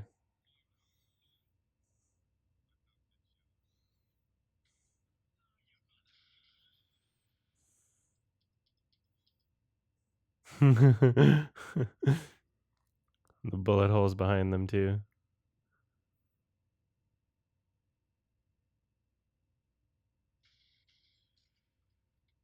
I like how they needed one shot each.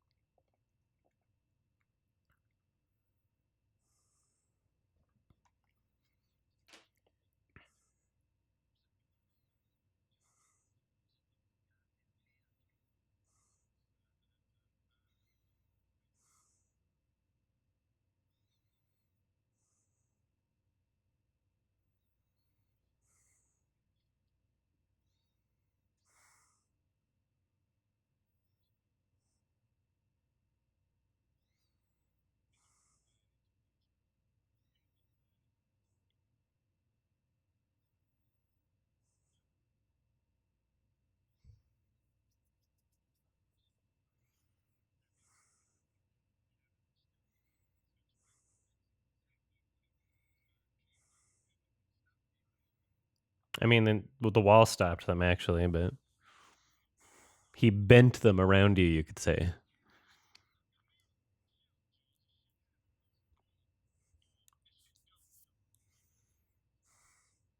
God was an airbender.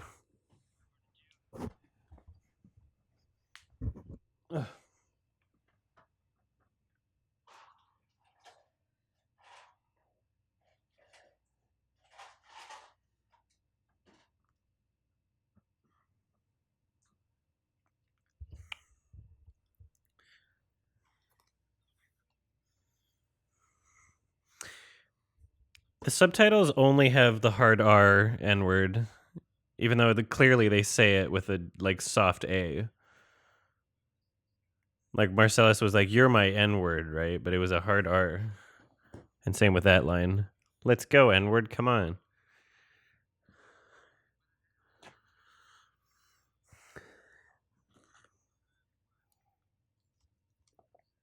With our eyes wide open, we walk the plank. We walk the plank. So this is the end of the story.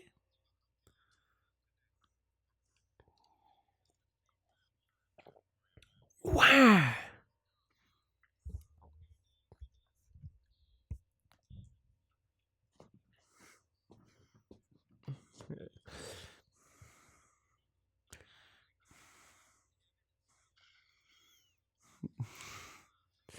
I love how quick that was.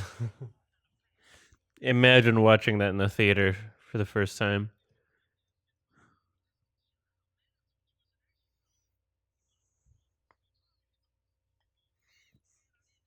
Probably went over a bump.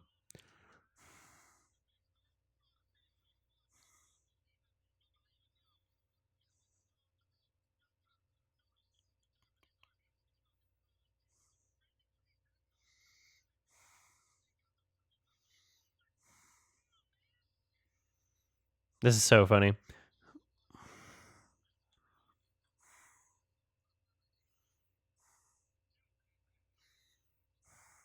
Jimmy. I love how he's got a huge chunk in his hair, a chunk of brain or skull, not just blood.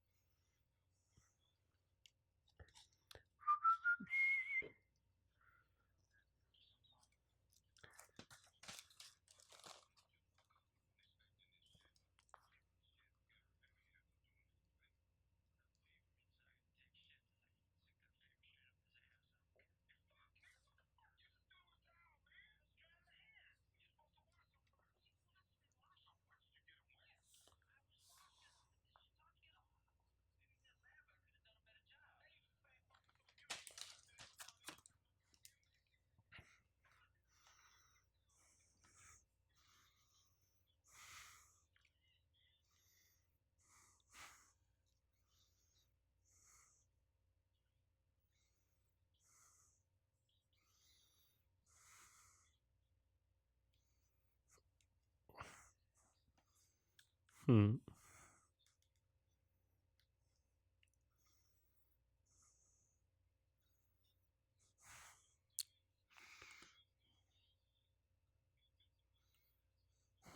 Hello, Jimmy.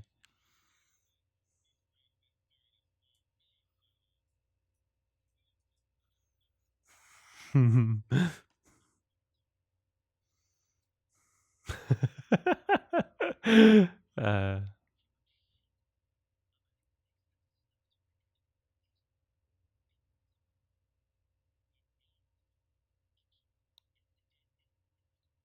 oh God,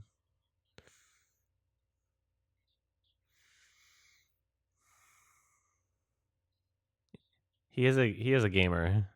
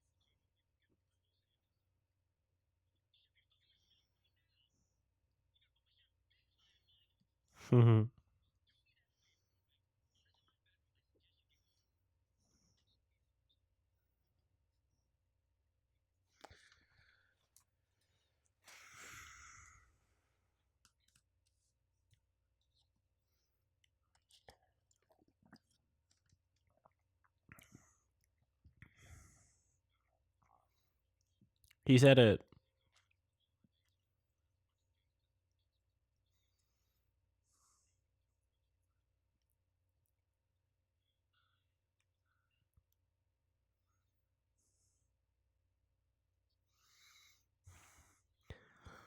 I wonder if he specifically wrote it to be like, well, his character is married to a black woman, so he gets the N-word pass.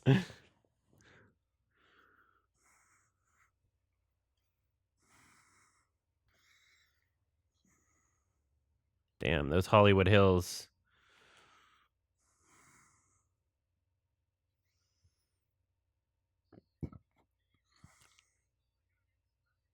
I like that line.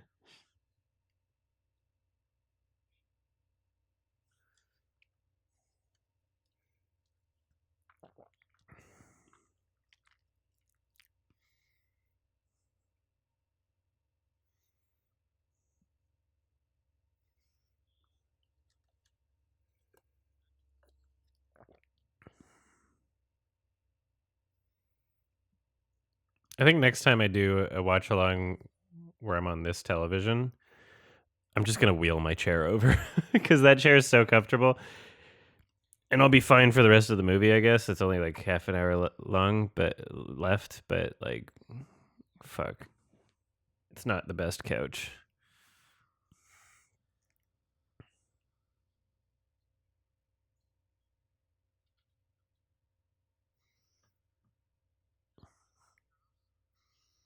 Hey, it's the bad lieutenant.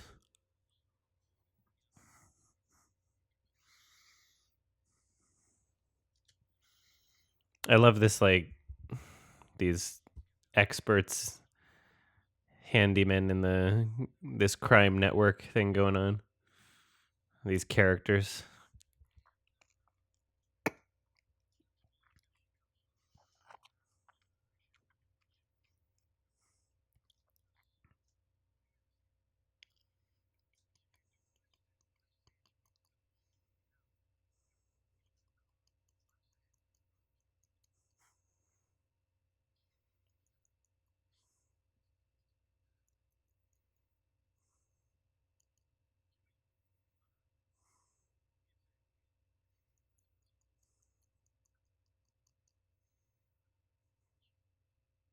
Hmm.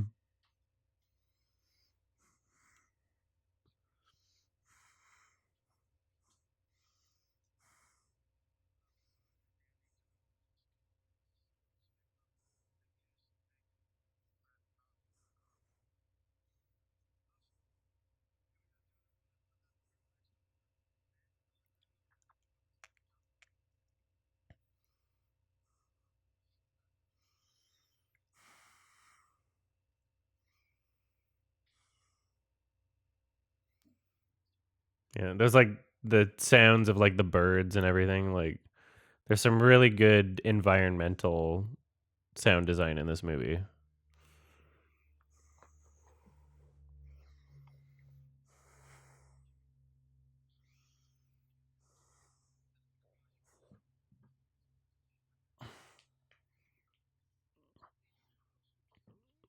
Thank you, Nick. I appreciate it.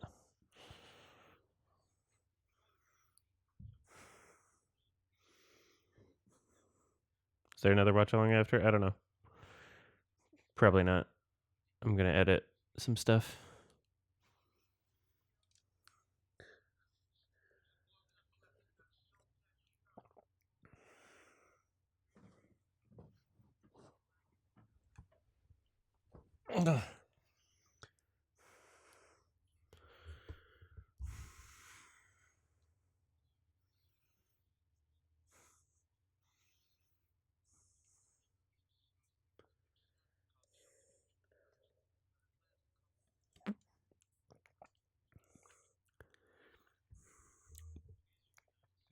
Whoa. Why is Vincent such a fucking shithead? Dude, you shot the guy. You shot the guy. Vincent's such an asshole.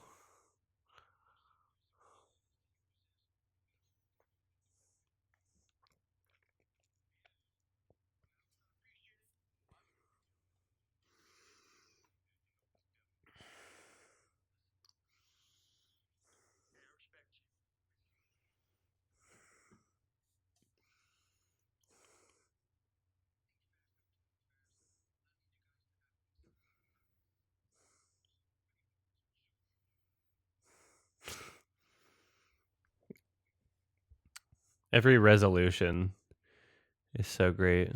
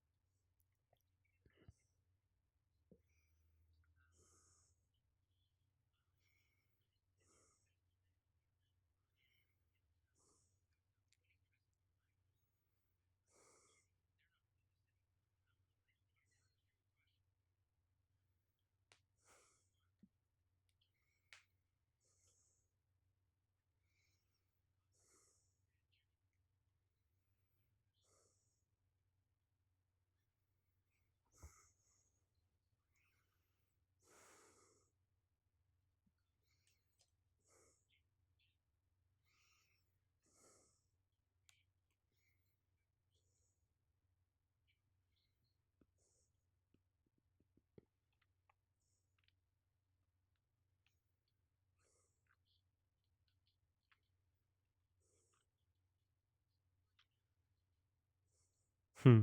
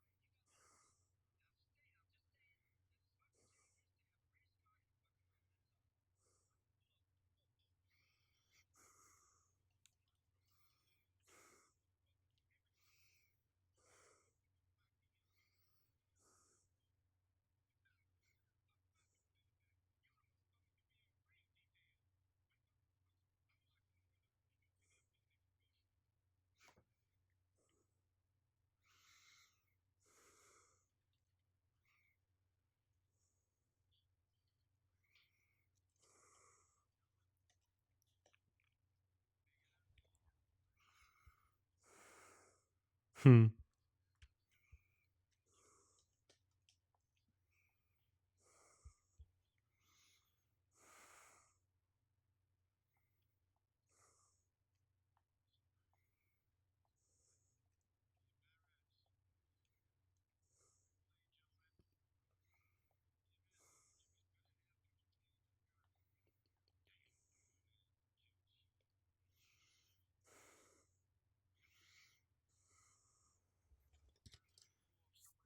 Meh. That's a good line.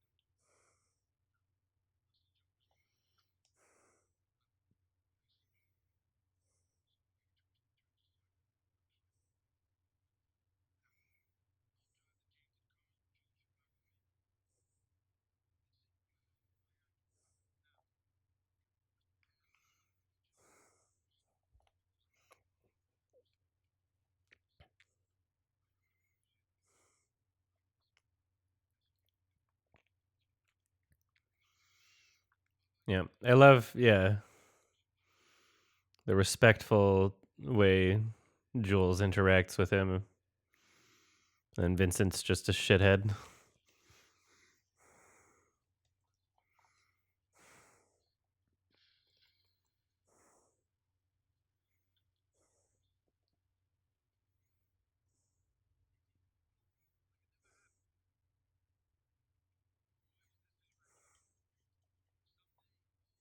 Hmm.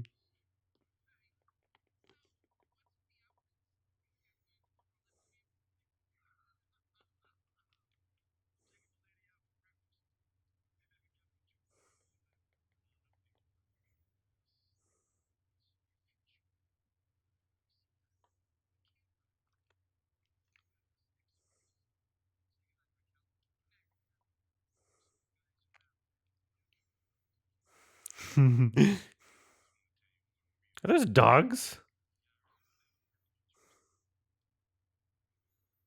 I never noticed them, or maybe I just never remembered them.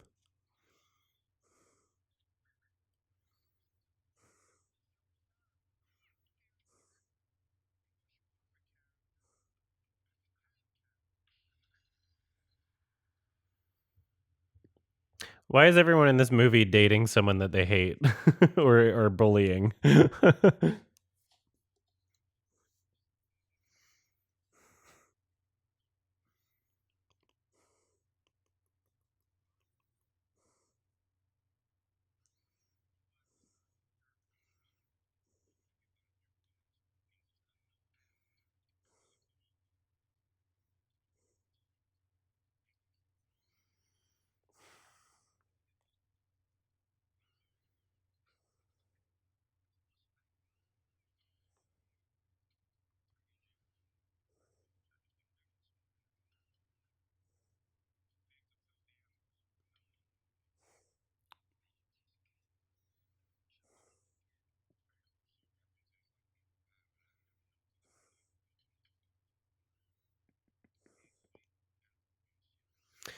Only in captivity, really.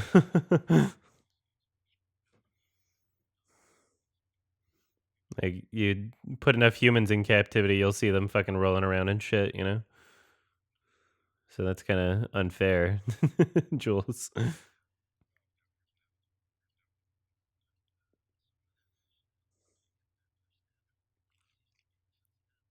Pigs do have good personalities.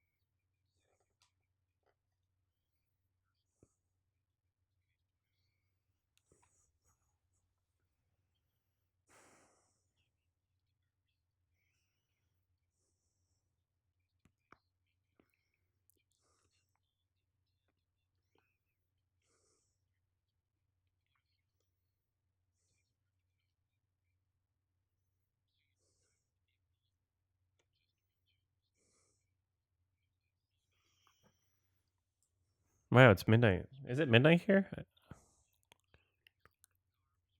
Huh. Is it? What time is it? I don't have my phone. I'm not gonna.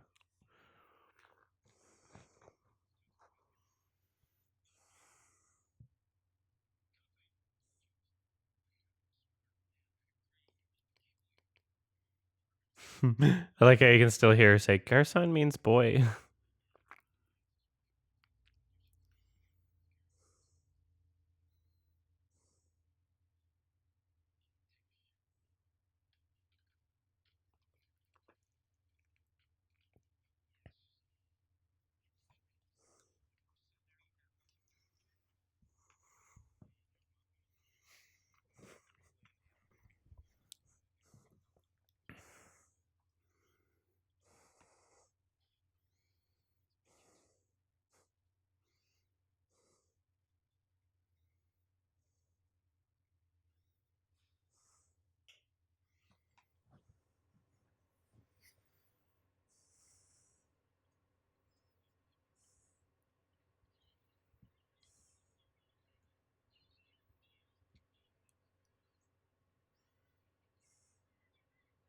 That line was different.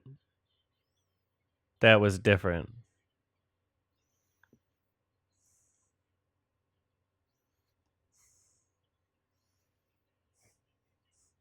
Mexicans out of the kitchen.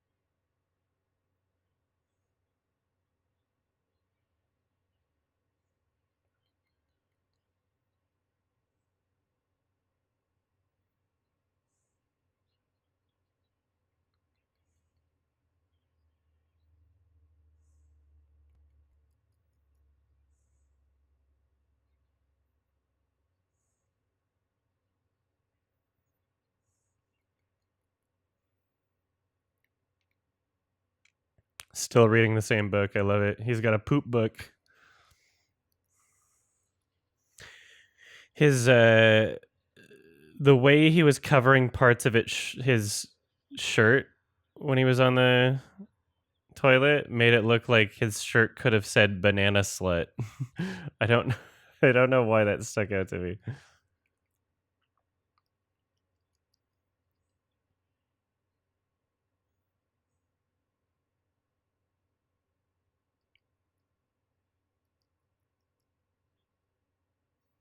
Tips.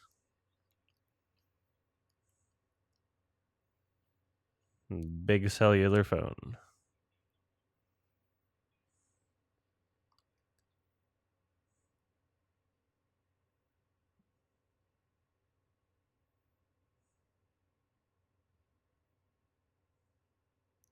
Broad daylight.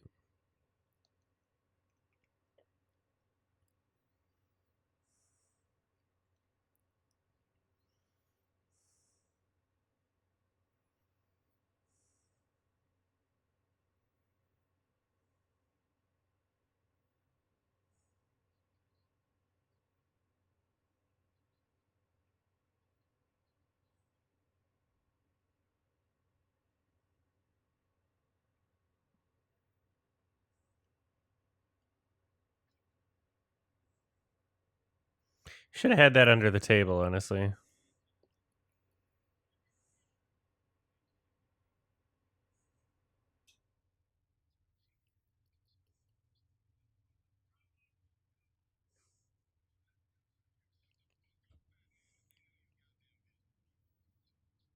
I love how panicking how panicky her body language is.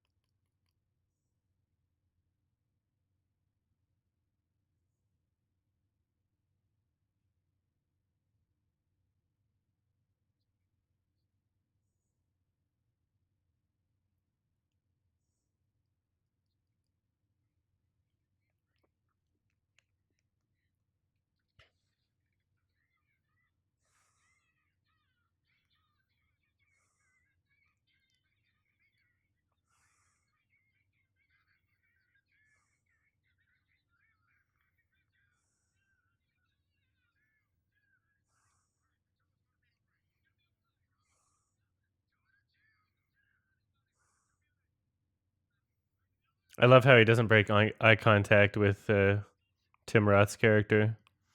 I love how he's staring right at him. That's great.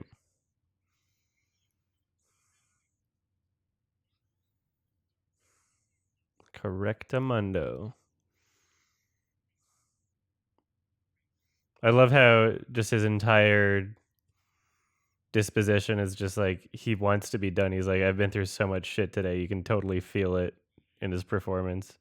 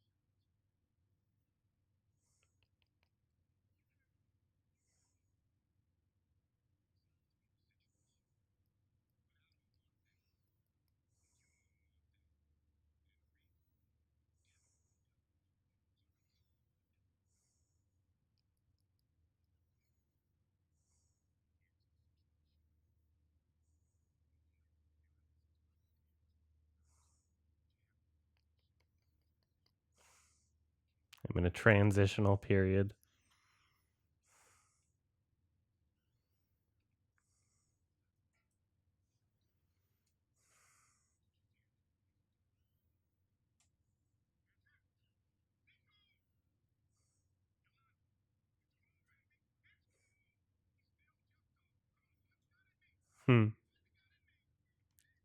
Point the gun at me. It's a funny line.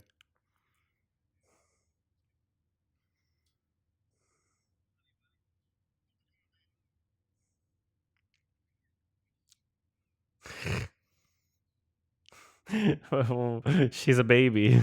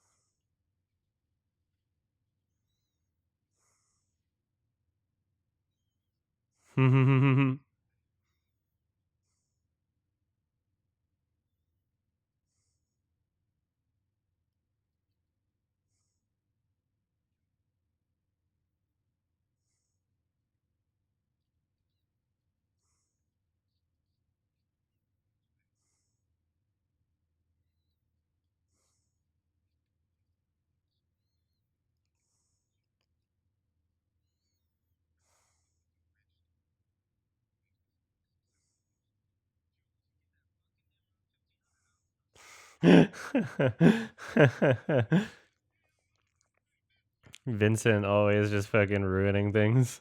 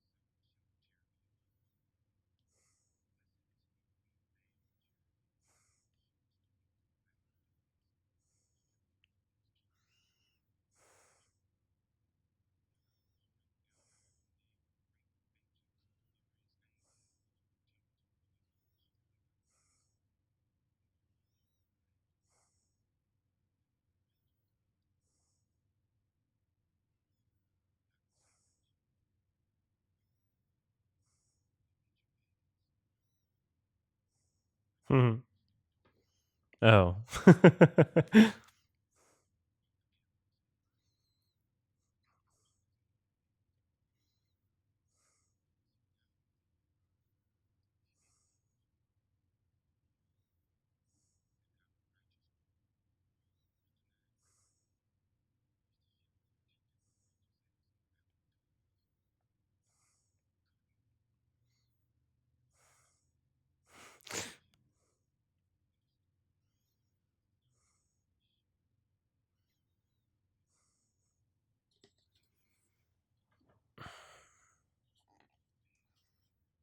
I'm gay.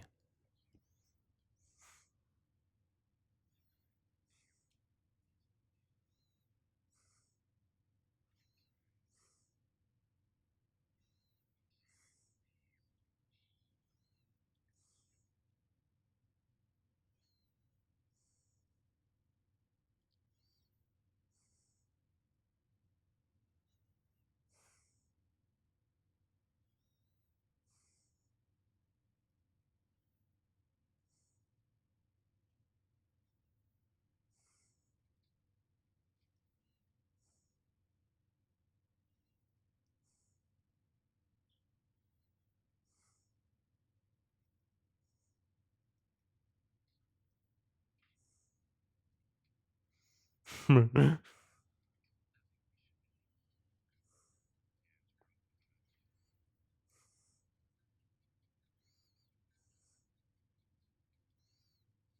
it to go box.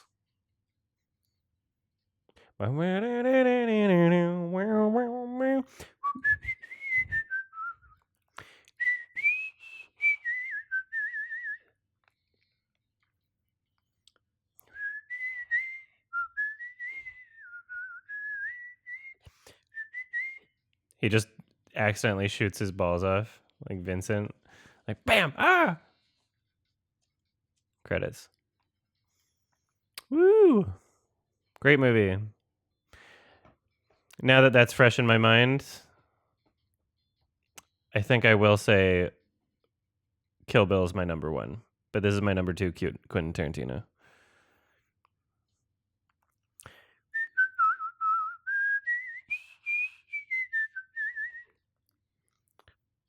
Hold hands, you love birds. What? You love birds?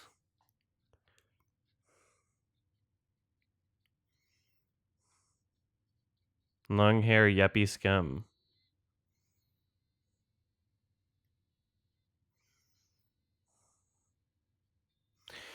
Yeah, really great movie. Just really satisfying conflicts and resolutions, and how clearly stakes are communicated. You know, it's not just like, oh, my father's watch. It's like you got the whole scene with fuck, Christopher Walken.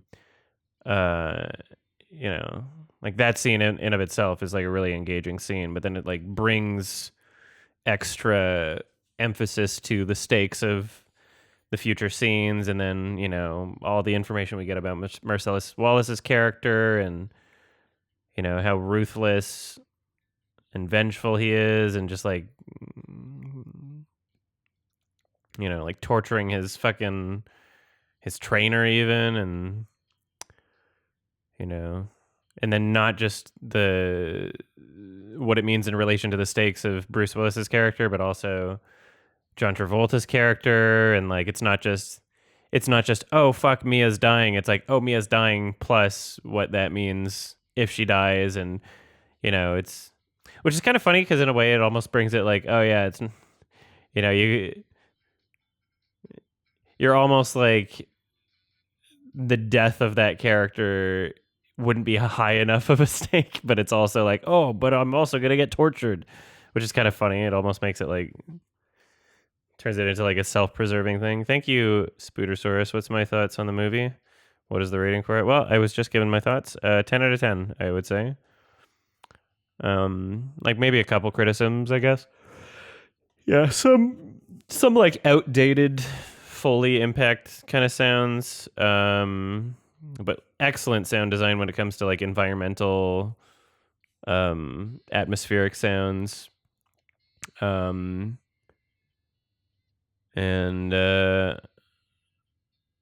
yeah, great use of soundtrack as usual with Quentin Tarantino films. It's a classic. It's a classic for a reason. It's cool that it won the Palme d'Or. I think it was nominated for screenplay for the Oscars. I don't know if it won. It'd be cool if it won. I don't know.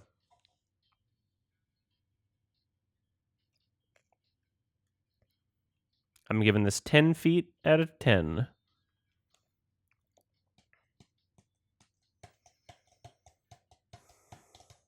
Thanks, Harvey Weinstein. Yeah, great use of feet.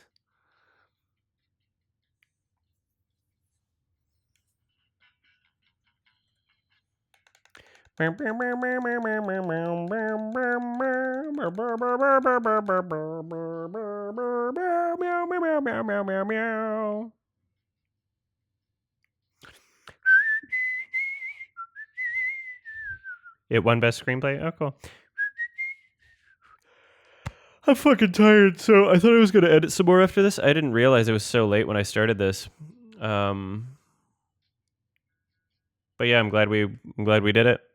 I guess I'm gonna be doing like a quickie catch up stream in the next like couple days, so stay tuned for that. I'm gonna do it on the main channel on YMS and also Twitch, I guess. I don't know what the point of doing a Steam replay would be for me when I already know exactly what games I played and for how long, because I only play them on my Sunday streams.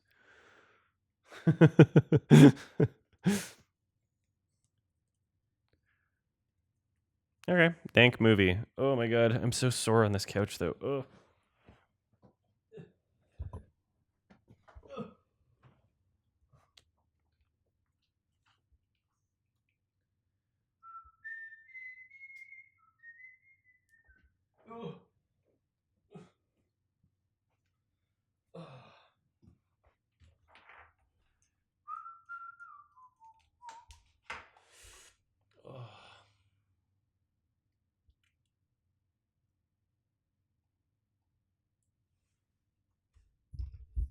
Just kidding. I keep doing that. It's fun. All right. Thanks for hanging out. That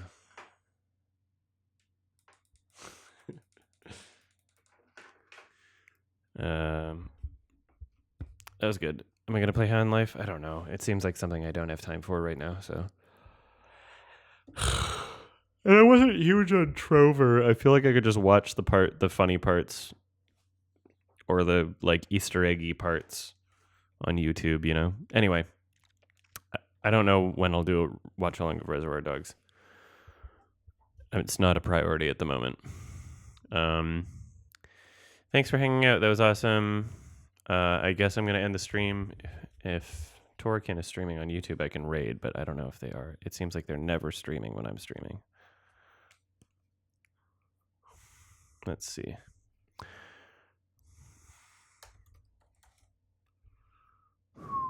No, they're not. All right. And then on Twitch, I can raid. Yeah, I'm just going to end the stream for YouTube. Have a good night. His first short film. I didn't even know he made a short film. You're just... All right. I'm going to go. Send me that link another time. I got to go. I'm so tired. I got to sleep. Bye-bye, everybody. 2 feet, please. Yep.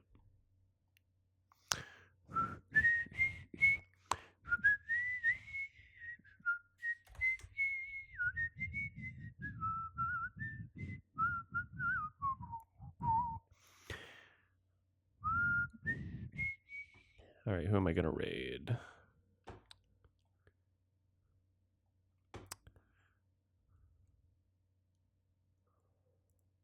Oh.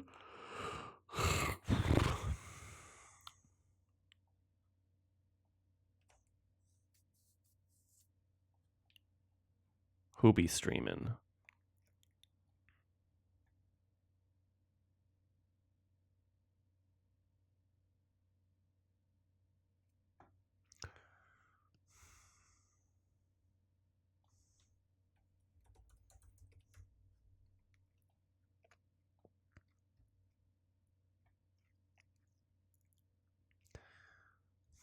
Oh, wait, are they on break? I'm not going to stream if they're on break.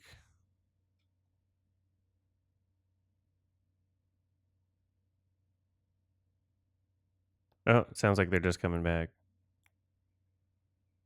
All right. Bye.